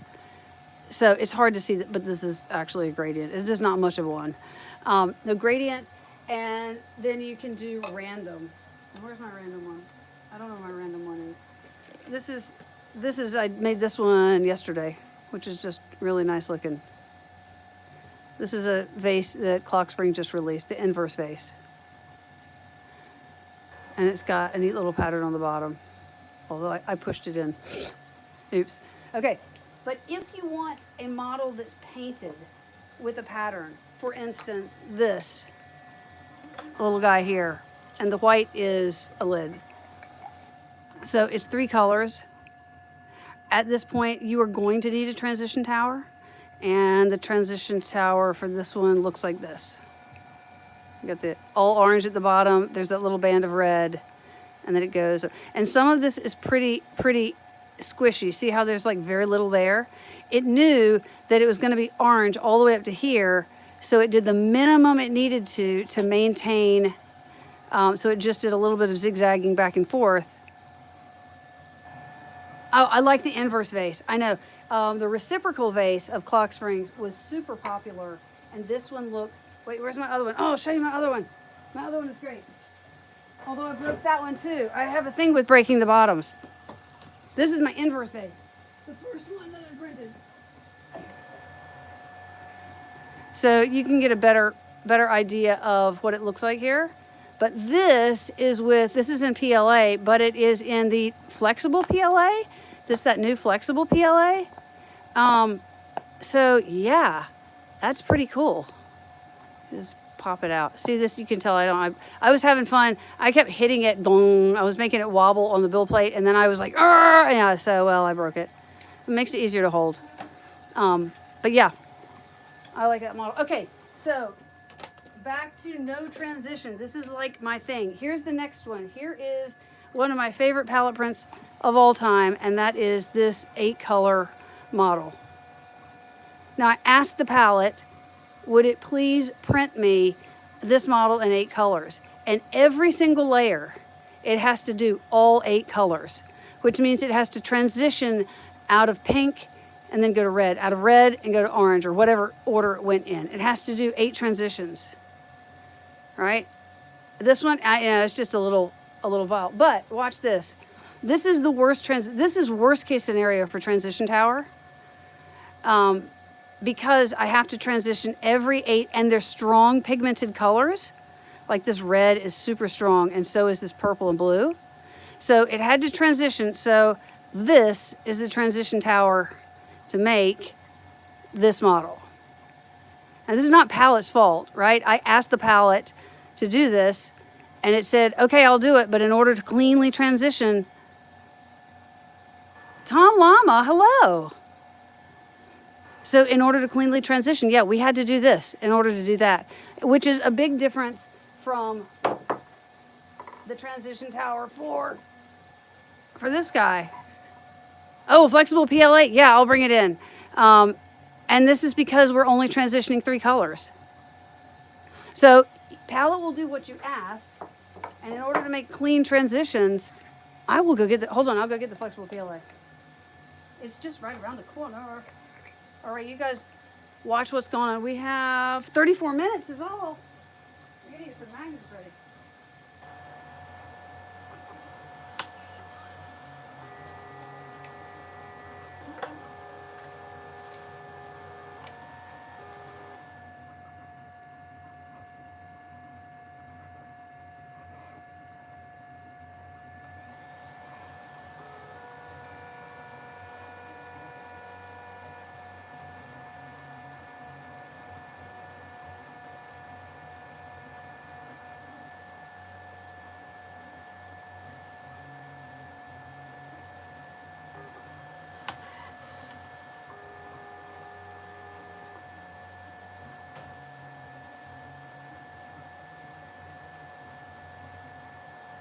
You know me, if it's talking about filament, I'm ready to do so. Okay, so Joel Telling had, and I'm usually watching filament. I think I saw it and I thought, it can't be that great. And then Joel Telling did it as a stomp rocket because he did one that broke.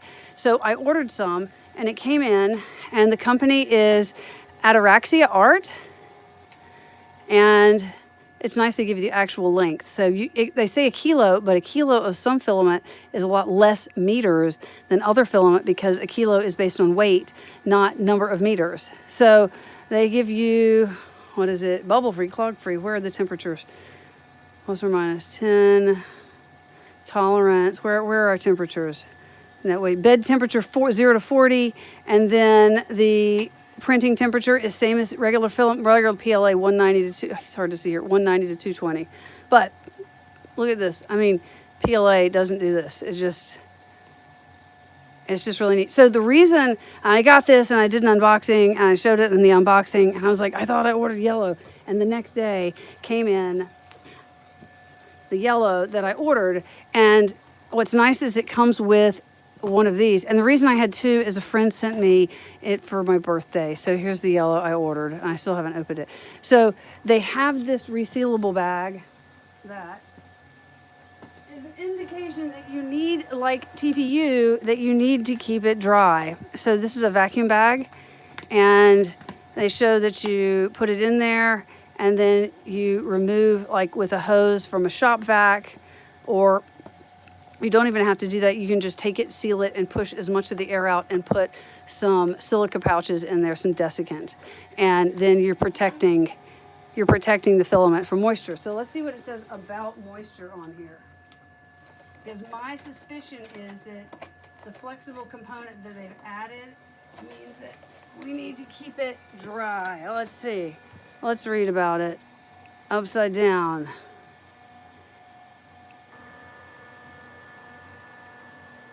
Patented formula, better than TPU, advanced.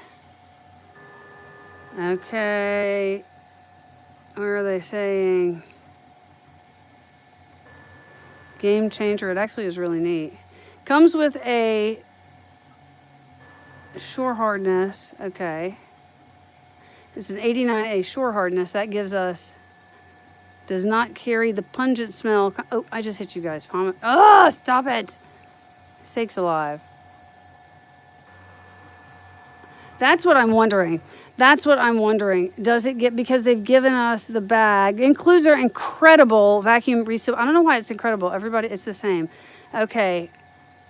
We have designed the first resealable vacuum storage bag specifically tailored for 3D printer filament. Okay.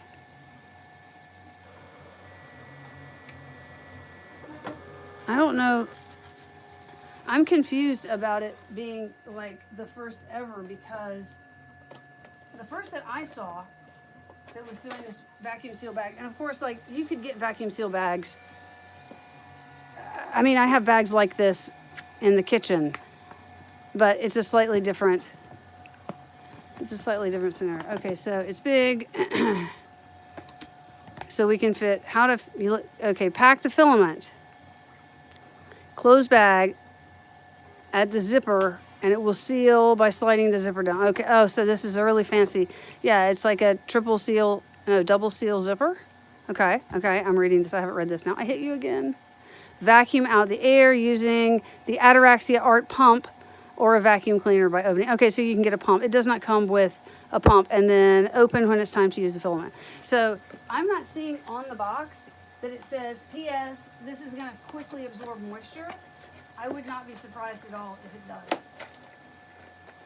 Let me see if it's on the side of the box. No, not here. There is a QR code. Share your prints with us.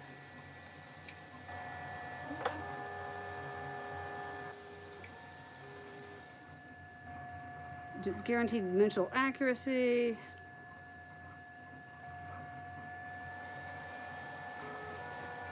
Yes, but I'm not seeing anything on it that says you better keep it dry, but I would guess that you'd better keep it dry. I printed something yesterday that was really interesting, and let me show you that. I know we're sitting here watching palette and I've gotten off track, so let's get back on the palette conversation in a minute. I printed something with this filament, calcium nant bioplastics, and it has an additive in it that they derive from the okay, let me know if I'm missing any questions. Just ask them again. So let me, but the, so this has 30% calcium carbonate that they derive from, and I'm seeing coral. I thought I saw coral one time, and then I thought I saw sand from the Bahamas, and then I'm seeing seawater. So they've changed their website quickly because I just saw this appear and got some, but it's beautiful. It's just this light feel, and the print failed yesterday. It was overnight last night because I had a set screw come loose in the extruder area. It was right up in here as it's feeding the filament in. A set screw came loose, and so it couldn't grab the filament. So we fixed that, but we were too late to save this. So I printed another one, and it is a failure completely. It barely moves, and the amount of stringing in this thing was nightmarish. And I even got some of it off. Can you see how terrible that stringing is? And we think that this calcium carbonate, this filament, oh, you know, it's a good question. I have them in a bin right over here. I don't have that many. But that it just absorbed moisture. It was just crazy stringing. So I've dried that filament overnight, and I'm going to print again and see. Okay, wait, I just got a big message. Let's see. Hold on. We've gotten off track. You use both. TPU, depending on the brand, is more flexible and rubbery. Yeah, you know what? This is the first PLA I've had. Okay, wait, the vacuum parts. I just got a little battery notification.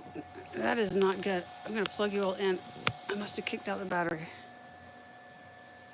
Yeah, I was getting ready to kill the live stream. At 88%, we need to check on our Tiny Pi. Yeah, I mean, there's all different, the hardnesses for different types of TPU. I am not a huge TPU user, but for practical prints, TPU is great. So I do a lot of stuff to show off filaments, but because I'm constantly printing for filament stories, come on in here, let's see where we are. It's not looking bad. Because I'm doing stuff for filament stories, I don't print as much. Although I try to do practical prints, like for my pegboard. Oh man, TPU, yes, from the little bit I've done with that Ataraxia art, I am not surprised to hear that. Hold on, wait a minute. Is it going well? Oh, that's not a good view. Okay, it looks like it's going. We have 22 minutes. And we'll pull it off. Okay, I'm gonna pull back here. Dragons. I probably have 15 dragons. I don't think I have that many.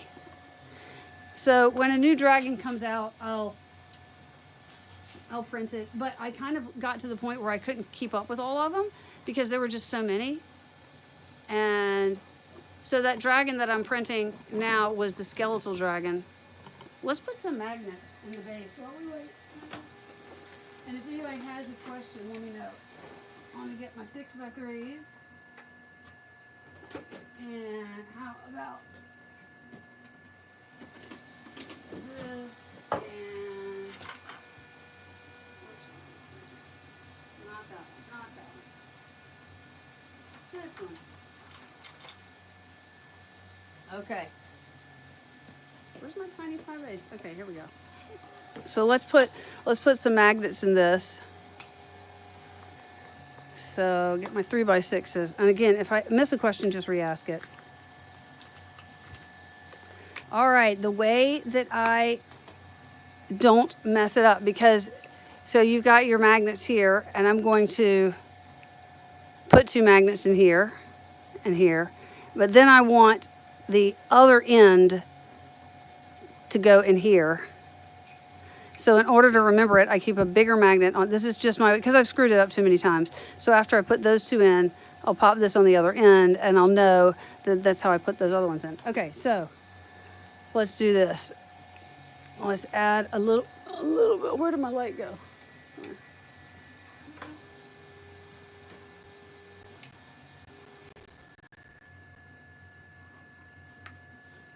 know what? I could have done that a while ago. Man, my workbench is busy. That's always like that with live streams. I'm like, I'll bring that out and I'll bring that out. Okay. I'm gonna add a little bit in.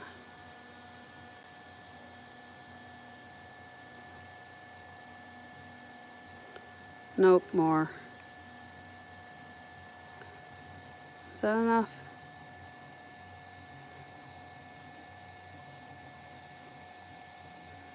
Come on. That's probably too much. That's definitely enough. Okay. All right. Got that. Where's my accelerator?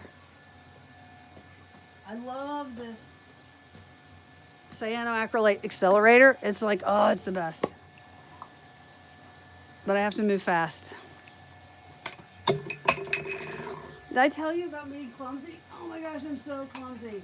Hold speed if you're still here. I know you have experienced years of me being clumsy. Oh, look, it stayed. What do you know? Okay, it stayed. And the magnet's caught on the camera stand, so I'm gonna wobble you as I get them unstuck. I know, I don't have a mic. I'm sorry, guys. I know, I don't have a mic on this. That's a great point. You know what? I should have been able to connect. I am so sorry, guys. You know what? I didn't even think about that. I should have connected my Rode mic to this. I am sorry. You know what? Next live stream, I will get it right. Ugh. My husband's like that too. He's like, you're walking away and talking. I can't hear you.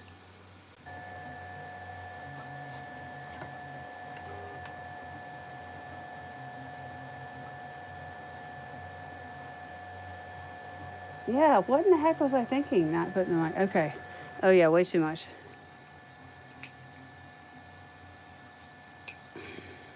Oh, I got two.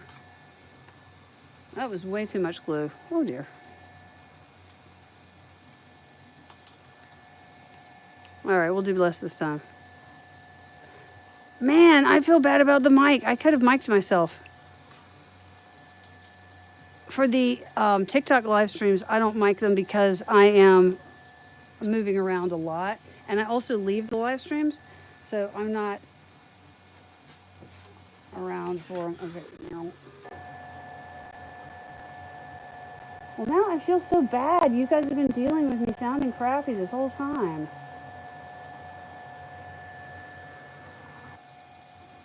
Okay, that was better. Not too much glue on that one. Too much glue on this one.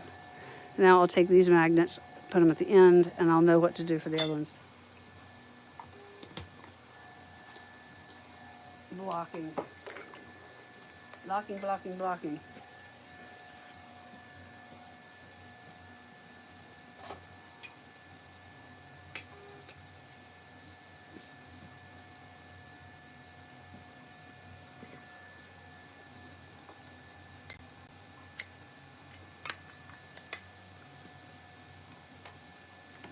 All right.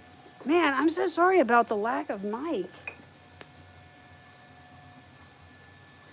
I mean, I have a nice mic setup too. Getting back from vacation, not thinking about anything. All right, how many minutes do we have? 15 minutes. We need to go and look at what's happening up close. And especially we'll watch what happens when it ends the job, because I want to show you what we may or may not have left over.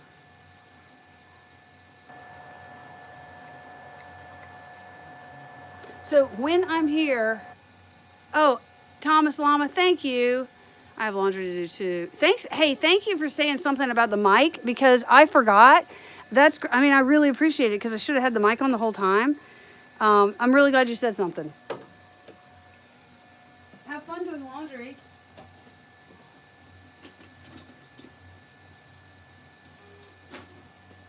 Let me get my unsafe scalpel to clean off this extra glue. But I will cut away for myself. It is hard to get this off.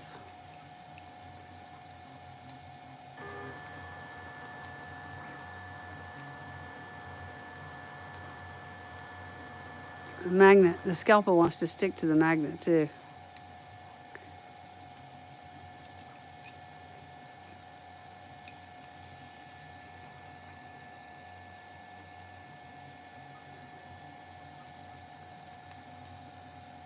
All right, mostly cleaned off.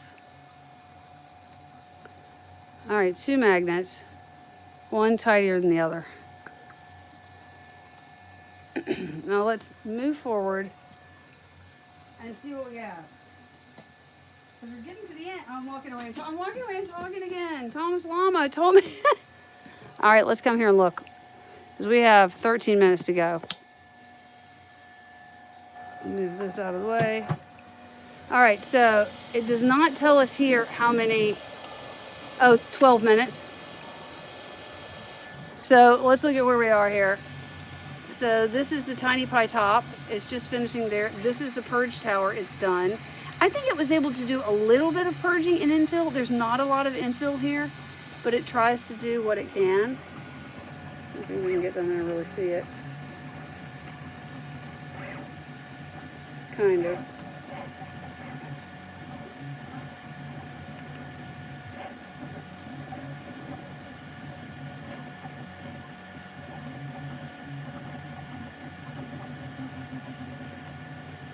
Okay. And this is, again, the purge tower. So every time it went from, let's see, it's going to go from the light to the dark or the dark to the light. And in the meantime, it's going to make, oh, it's done. Okay. So you hear it is, have I seen, oh, the lucky dragon? No, I want to see it. Actually, oh, is it? I'm not one of her patrons. I actually would love to be. I am a patron of too many Patreons, and I would have to drop some to do hers. But is it out on Cult? Yeah, is it out on Cults yet?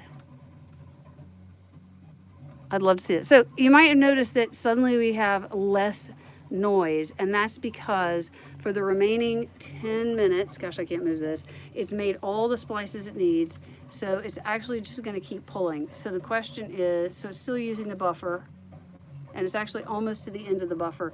And normally if it would hit that sensor, there's a couple of sensors, there's a little metal sensor here, if it would trigger that one, it would say, I'm pulling filament faster than you're feeding it, and it would either splice early or it would advance more filament. If it is there, it's not on Cults. Okay, yeah, I mean, I'd love to join Patreon. I bought some of hers. I think I've bought like 4 of hers. Okay, so now it's just gonna finish this out. How many printers do I, 14? I think 14. If I had more room, I would have more, but I do not have more room. And I've already have one in the guest bedroom. The guest bedroom is a bonus printer. So let's see where it's going now. And we'll put magnets in it and have a tiny pie. So to recap while it finishes that up, oops, hold on right here for a second. Let me get back to Canvas and show you what we sliced. Canvas. Oh, here we are. Okay. I was doing some example painting in Canvas. So let's go to projects. I'm going to go to my Palette 3 Clock Spring projects, and I was messing with the colors of this. So actually, and this was a 2-part model. So Clock Spring, is it this one? I'm going to paint selected and go back. Yeah, and you can see how it's 2 parts. This is 1 part, so it's already pre-divided. And this part actually, I think, was the dark green. Let's see if that's what it looked like. No, it was light green. I think my hand's shaking badly. Sorry about that. Save and return. Let's see. Oh, darn it. It's all the same color. It was the dark one. Paint selected. Brown. Fill. Click. Save and return. Okay. So this is what it looks like. And so this box here this is going to be the transition tower. And then when I originally did it, I pressed slice. and it is going to go through, and this is basically like you're asking Cura or Prusa Slicer or Simplify 3D to slice. It's going to go do that, and it has settings pretty much similar. It's missing some settings that we would have in our slicer to do some more tweaking of things. It's preparing to slice. I'm going to let it think. That's odd. Usually it doesn't take long to begin. Canceled, canceled, canceled, canceled. Oh, there it is.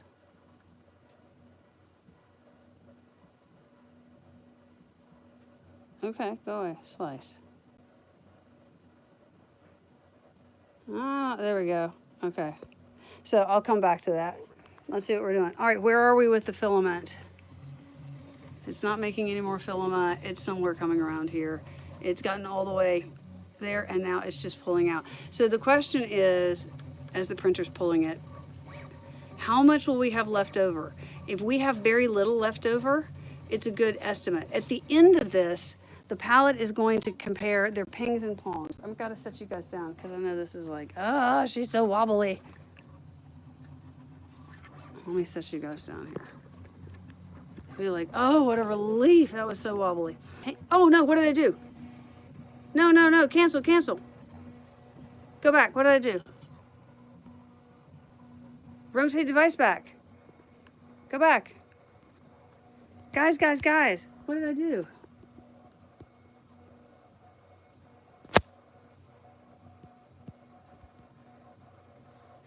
Cancel. What's happening? It's not showing anything. Guys, what's happening? It's like the camera's off. See, what's going on? Oh my gosh, it's back. Hi. Okay. Let's see. Hi. Okay, how can I get the camera around? No. Man, I don't know what happened there. Let's go here. Holy smokes. Go away. Not you guys. Don't go away. You guys stay here. It's got a picture up. Just, it's me again. Hi. Oh gosh. Oh my gosh, -7 points for not knowing how to stream. I haven't done phone stream before. What were you guys saying? How many 3D printers? 14? Yeah, well, they just kind of grow on you. 2 of them are children's printers. And then I've got 2 palettes. I got the Palette 2, and I love the Palette 2, but I do not like the reliability of the Palette 2. Also, there's the reliability of making slices, splices, and not slices, splices. It just is not that great. And then this isn't working. We have 5 minutes. I'm bringing you guys over. I'm gonna have to handhold because that's not working. It's vibrating too much. Well, I don't run them all at the same time. I have 1, 2, 3, 4, 5. I have 5 that I use most often, and 1 that I'm finishing building that I haven't gotten done yet, and that one has got to get priority. And 1 that needs work, and 2 that are children's. Let's see, and I have 2 resin printers, but I don't do as much resin printing. I need to get back into the resin printing though. So there is a project upcoming that I might be doing some resin printing for, but that's not filament, and I like filament. So I think this would have looked better. You'll see when it's done with some variable layer height on the top, because the individual like seams or motion points are going to be visible.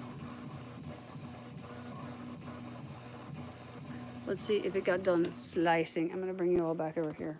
Okay, so here it is. Oh, I'm so clumsy. I'm so sorry. Okay, so here it is. See what I'm talking about? How you can see those lines? I just don't think it's going to be that pretty in the very top area because of how it had to do that. If you could do variable layer height here, I think it would have looked better. And I'm not sure that Palette does that, but it had to get this little indentions, these little pie indentions. So that's what it looks like. And let's preview. Oh, no, preview. So, Oh, I missed a message. Oh, isn't it nice pie?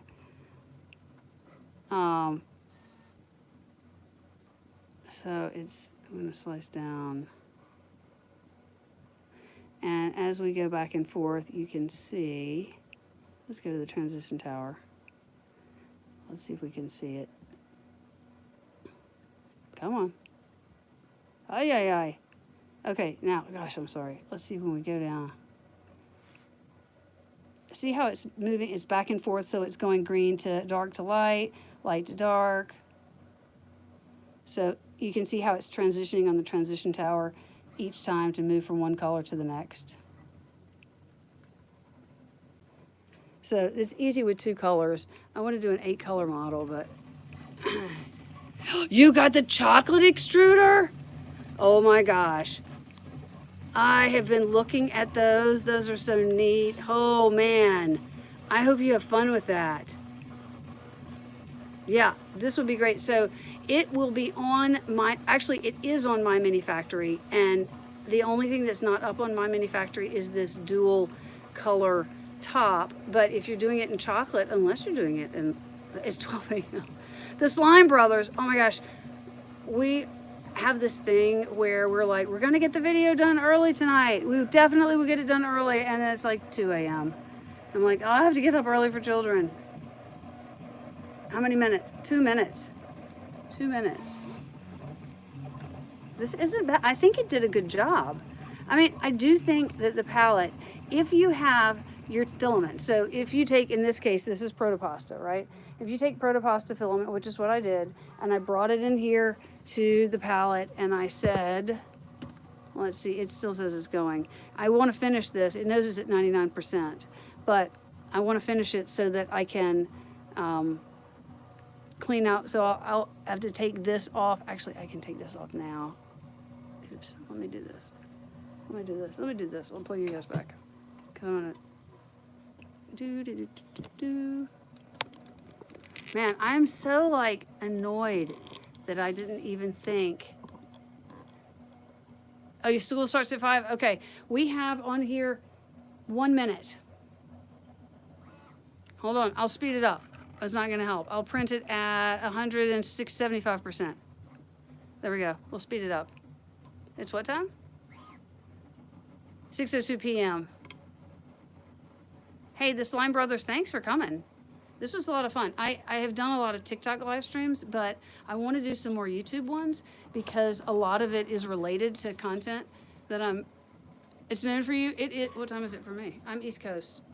Oh, it's 1 for me. 7 after 1. Wow, where does the time go?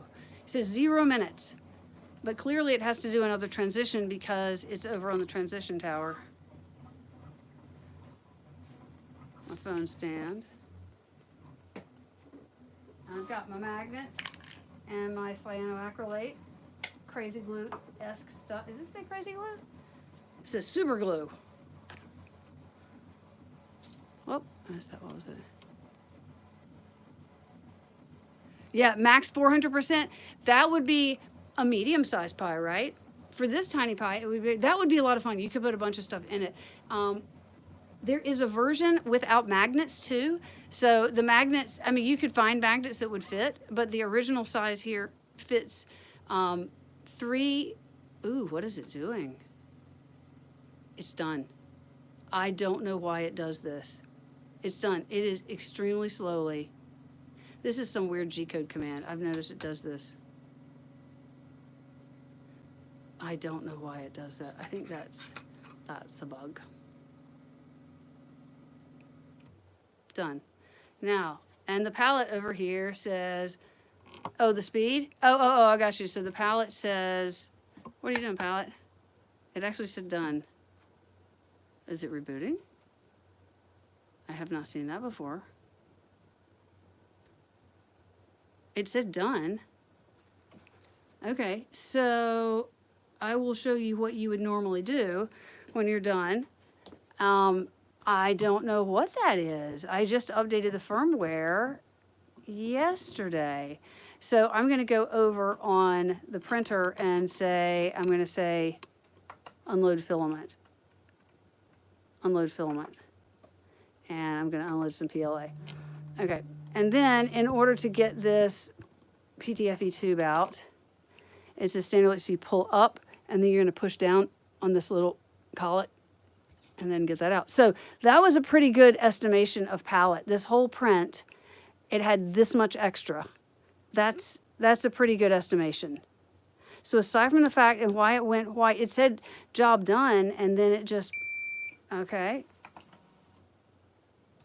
Yeah, that's pretty good to be that close. Wow, I'm impressed with that. Okay, so now let's pull our tiny pie off. Right at the end, we had a little bit of, well, not right at the end, we had a little bit of stringing, but that's it.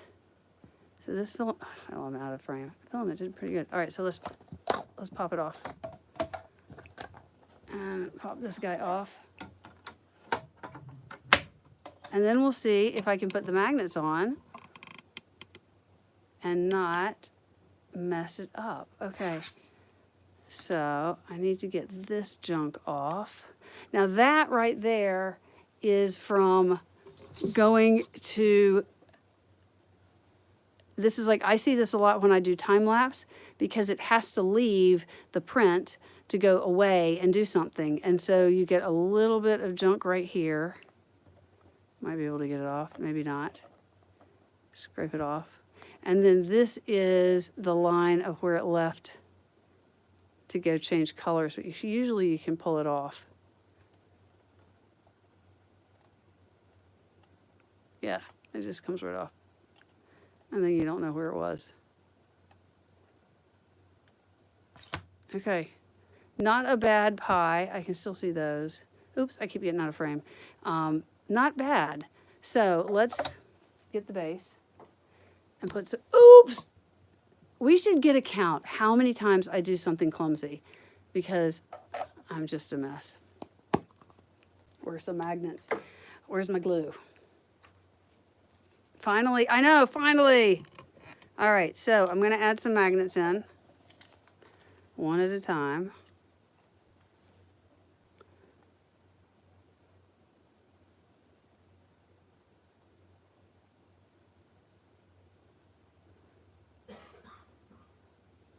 Okay, and I'm going to use the accelerator because I love the accelerator. If you haven't seen this accelerator, it's great stuff. So you put the cyanoacrylate, super glue, crazy glue in there, and then you have to work fast because you only have a few seconds. You spray that in there, and then you push the magnet in, and I swear you can feel it set up. I got my hand in the way, sorry. You can, my hand's still in the way. You can feel it set up. It takes like 10 seconds and it's done. Okay, and now it's in. All right, so now I've got this one. Let's hope I did this right. Okay, oops, no, don't stick there, stick here. Okay, I'm gonna hold it for 10 seconds.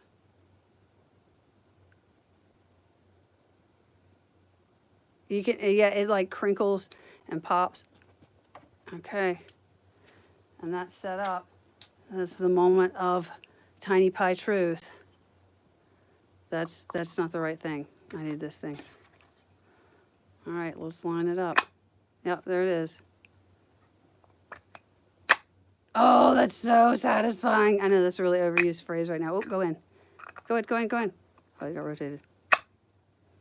Wow, that's fun. I don't know what I'm going to put in this. Whole speed, are you still here? What should I put in a green and dark teal tiny pie? I know, don't you love it? Shall I save it for you? I'm sorry we're missing you next time you're coming around. So Whole Speed and his family come through town when they're on the way to visit either his parents or other people. Yeah, this is it's nice, yeah? As far as a green eggs and ham pie. Green eggs and Sam I am. Look at that. Oh, that, seriously, we need to get a count. of how clumsy I am. Actually, there's a reason. I don't. Okay, wait. Oh, somebody says something. I don't have all the full feeling in my hands, so sometimes I drop stuff because of that. Okay, hold on. Somebody said something. What was it? And of course, I'm knocking you all.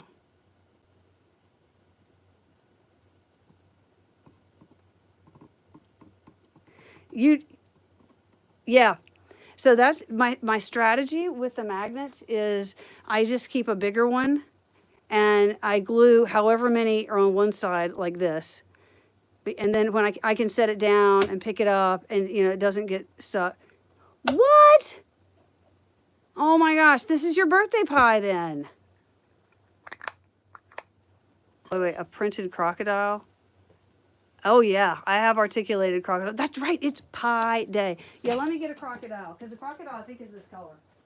Is it? Maybe. I didn't like myself there. I forgot to like myself.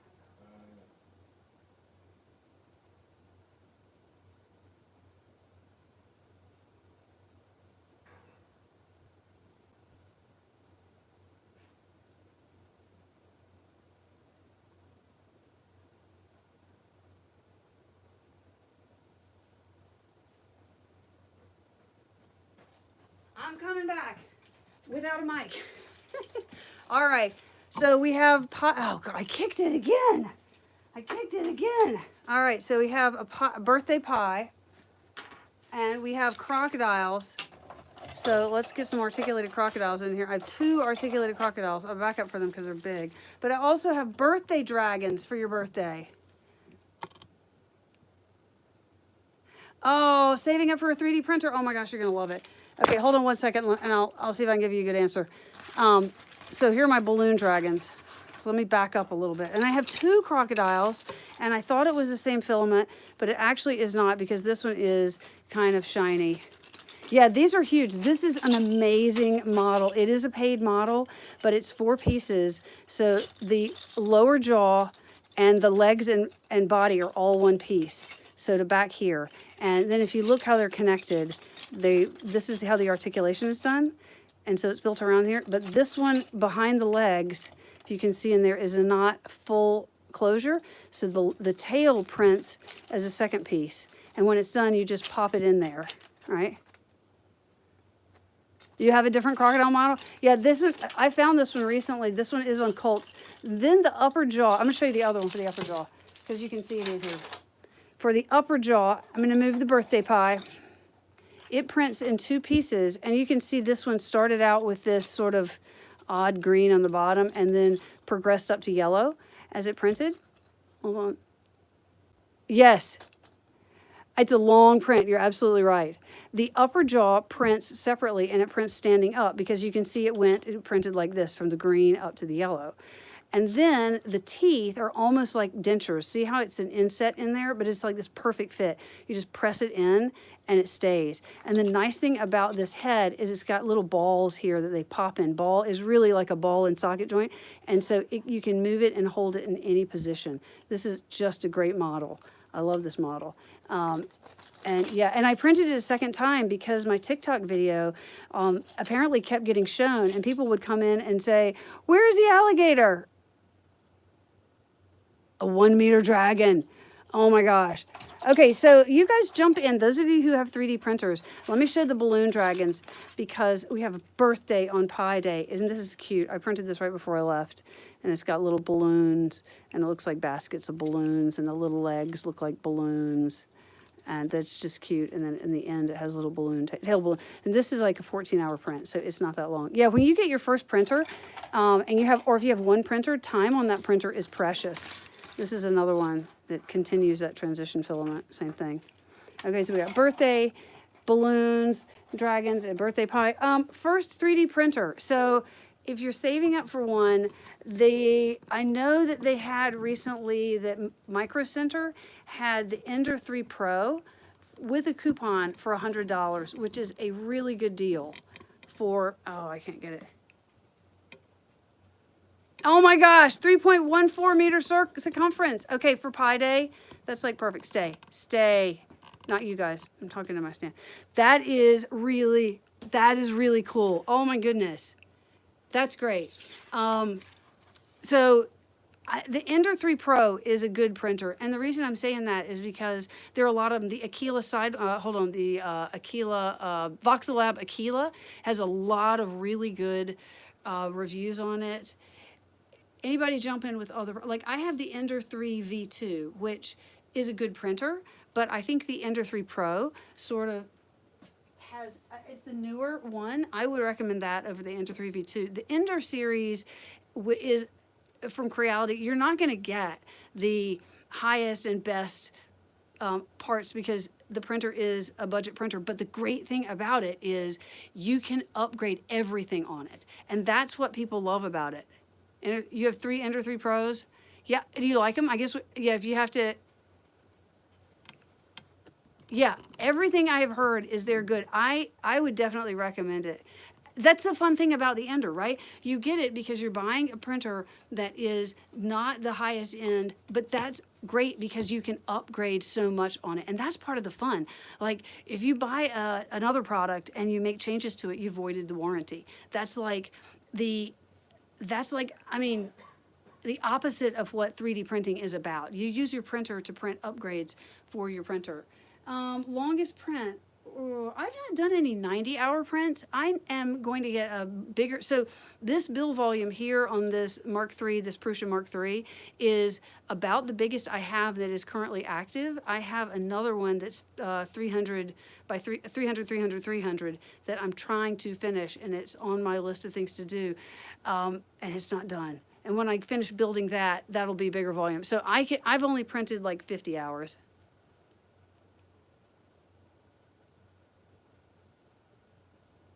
So, oh yeah, so that's the thing. You can upgrade on the Ender 3 Pro, just lots of things.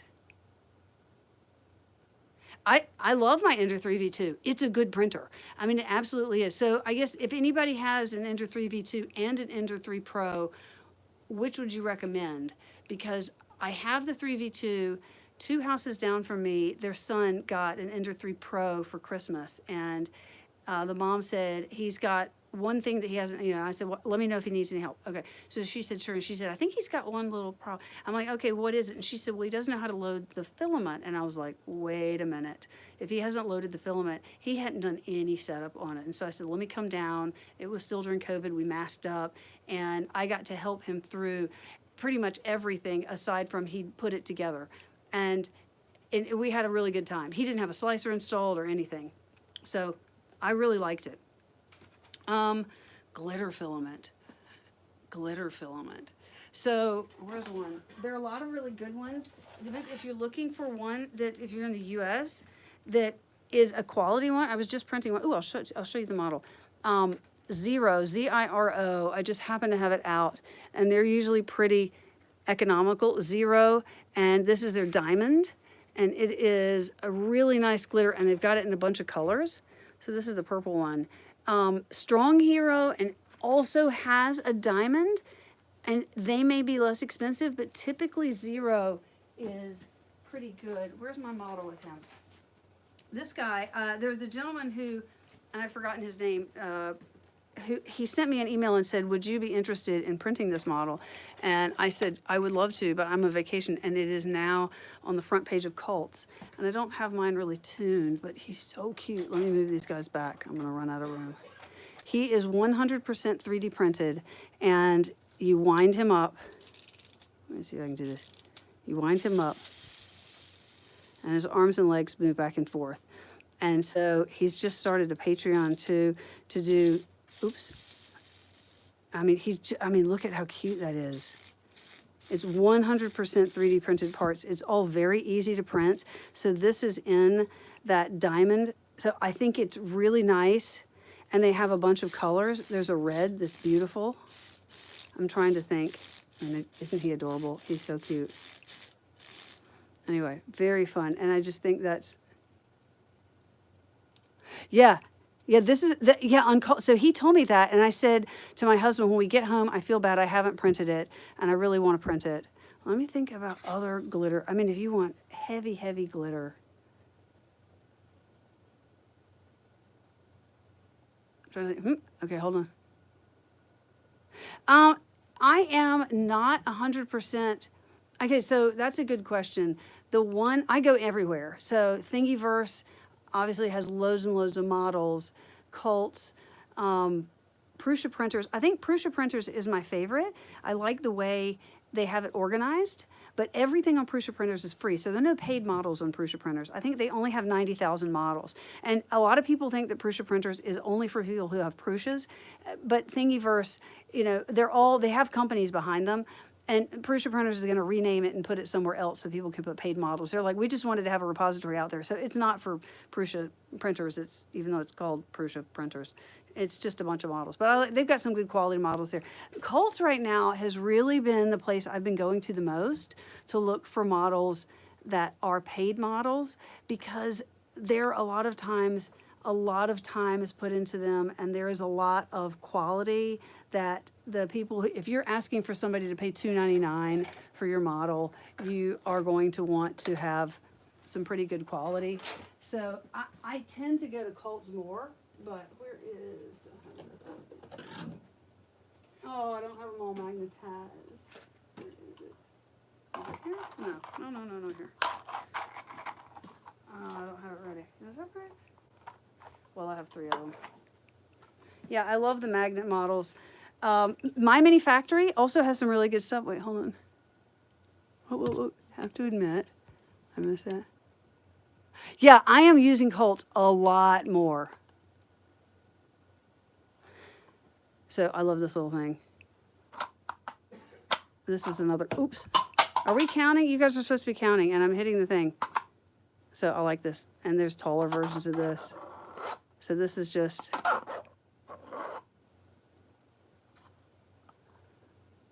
okay. I'm gonna have to take this down so I can see the contents, because I'm not getting all, and I'm not getting the comments. It's like all at once. I'm messing it all up. Put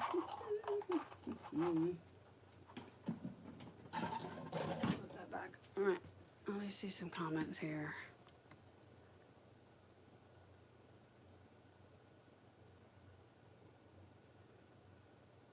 Yeah, not all, I mean, some of the models on Prusa printers, you're absolutely right, are designed like for the MMU, and so they won't work. But when people are putting models up, typically the majority of them you can print on any printer. But yeah, there's some that are MMU specific. Okay, so wait, let me see where I was.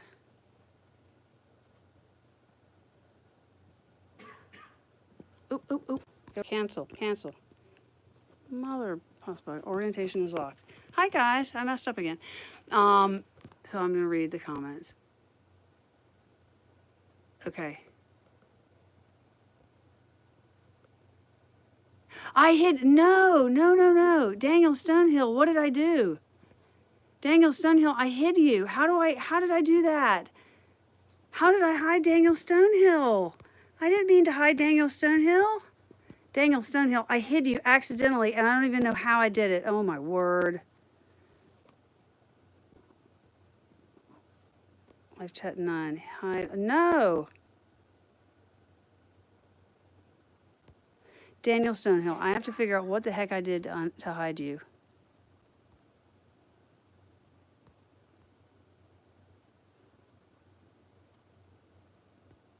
How in the heck did I hide Daniel Stonehill? Daniel, I am so sorry. Wait, something. Save, highlight, share, flexible, mute microphone. Oh my gosh, Daniel, what did I do? Oh yeah, it's bowling alley carpet. Absolutely right. It is bowling alley carpet. Okay, Daniel Stonehill, I have no idea how I hit, yeah, because we have a pinball machine there, and there's, well, what is that? Darts, and then there's pinball. See, this is why I don't have room for more printers, because we have pinball machines. I am like really freaking out because I hid Daniel Stonehill show chat.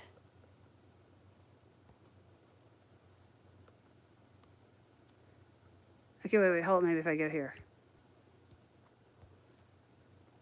No.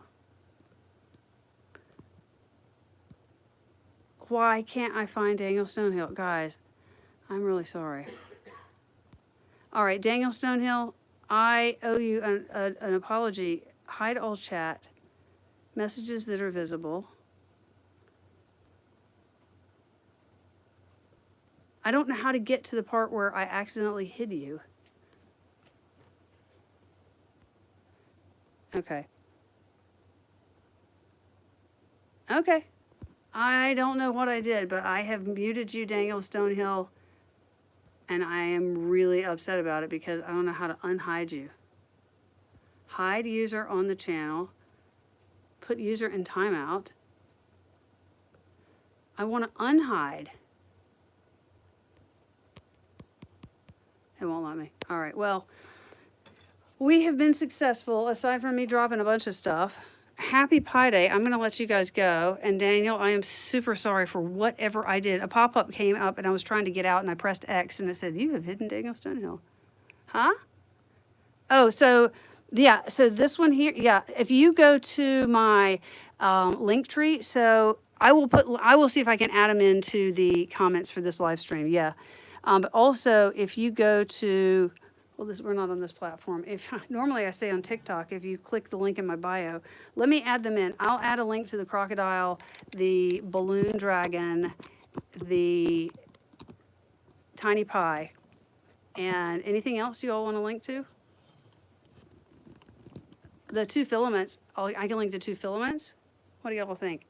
Aside from Daniel Stonehill that I can't figure out how I hid you. It won't let me do that. I'm gonna have to go to, I mean, I hope, okay. Why don't I link those? I'll do the crocodile, the balloon dragon, the tiny pie, and let's see. You want the 0? You probably can find 0. And this guy right here, he's on the front page of Cults. If you go to Cults, you can find him easily. He's so cute. Okay, that's all I'm thinking about that. Anything else? All right, anything you all are thinking about that would be good to do a live stream on? This one was we went sort of everywhere. I want to do more with the palette 3. I think I might do something more complicated next time, but it's going to be a long live stream if we do. I picked this one because it was short. Okay, no one's saying anything. Did I hide the whole dang chat? Did I screw the whole chat up? All messages are visible. I hope so, Ross. I hope so. I just feel, because it says Daniel Stonehill was hidden by Filament Stories, not muted. So, okay. Well, let me wish you guys all happy Pi Day. I'll see if I can get some links out to this now that it's done. Thank you for coming and joining me. This was great. This was a lot of fun. It's actually kind of boring printing alone, so it's fun to print stuff. So, okay, happy Pi Day, and I will check you all next time. Ooh, tiny dragon. That's a good idea. I'll do a tiny dragon on live stream. Okay, I'll do that. All right, bye, guys.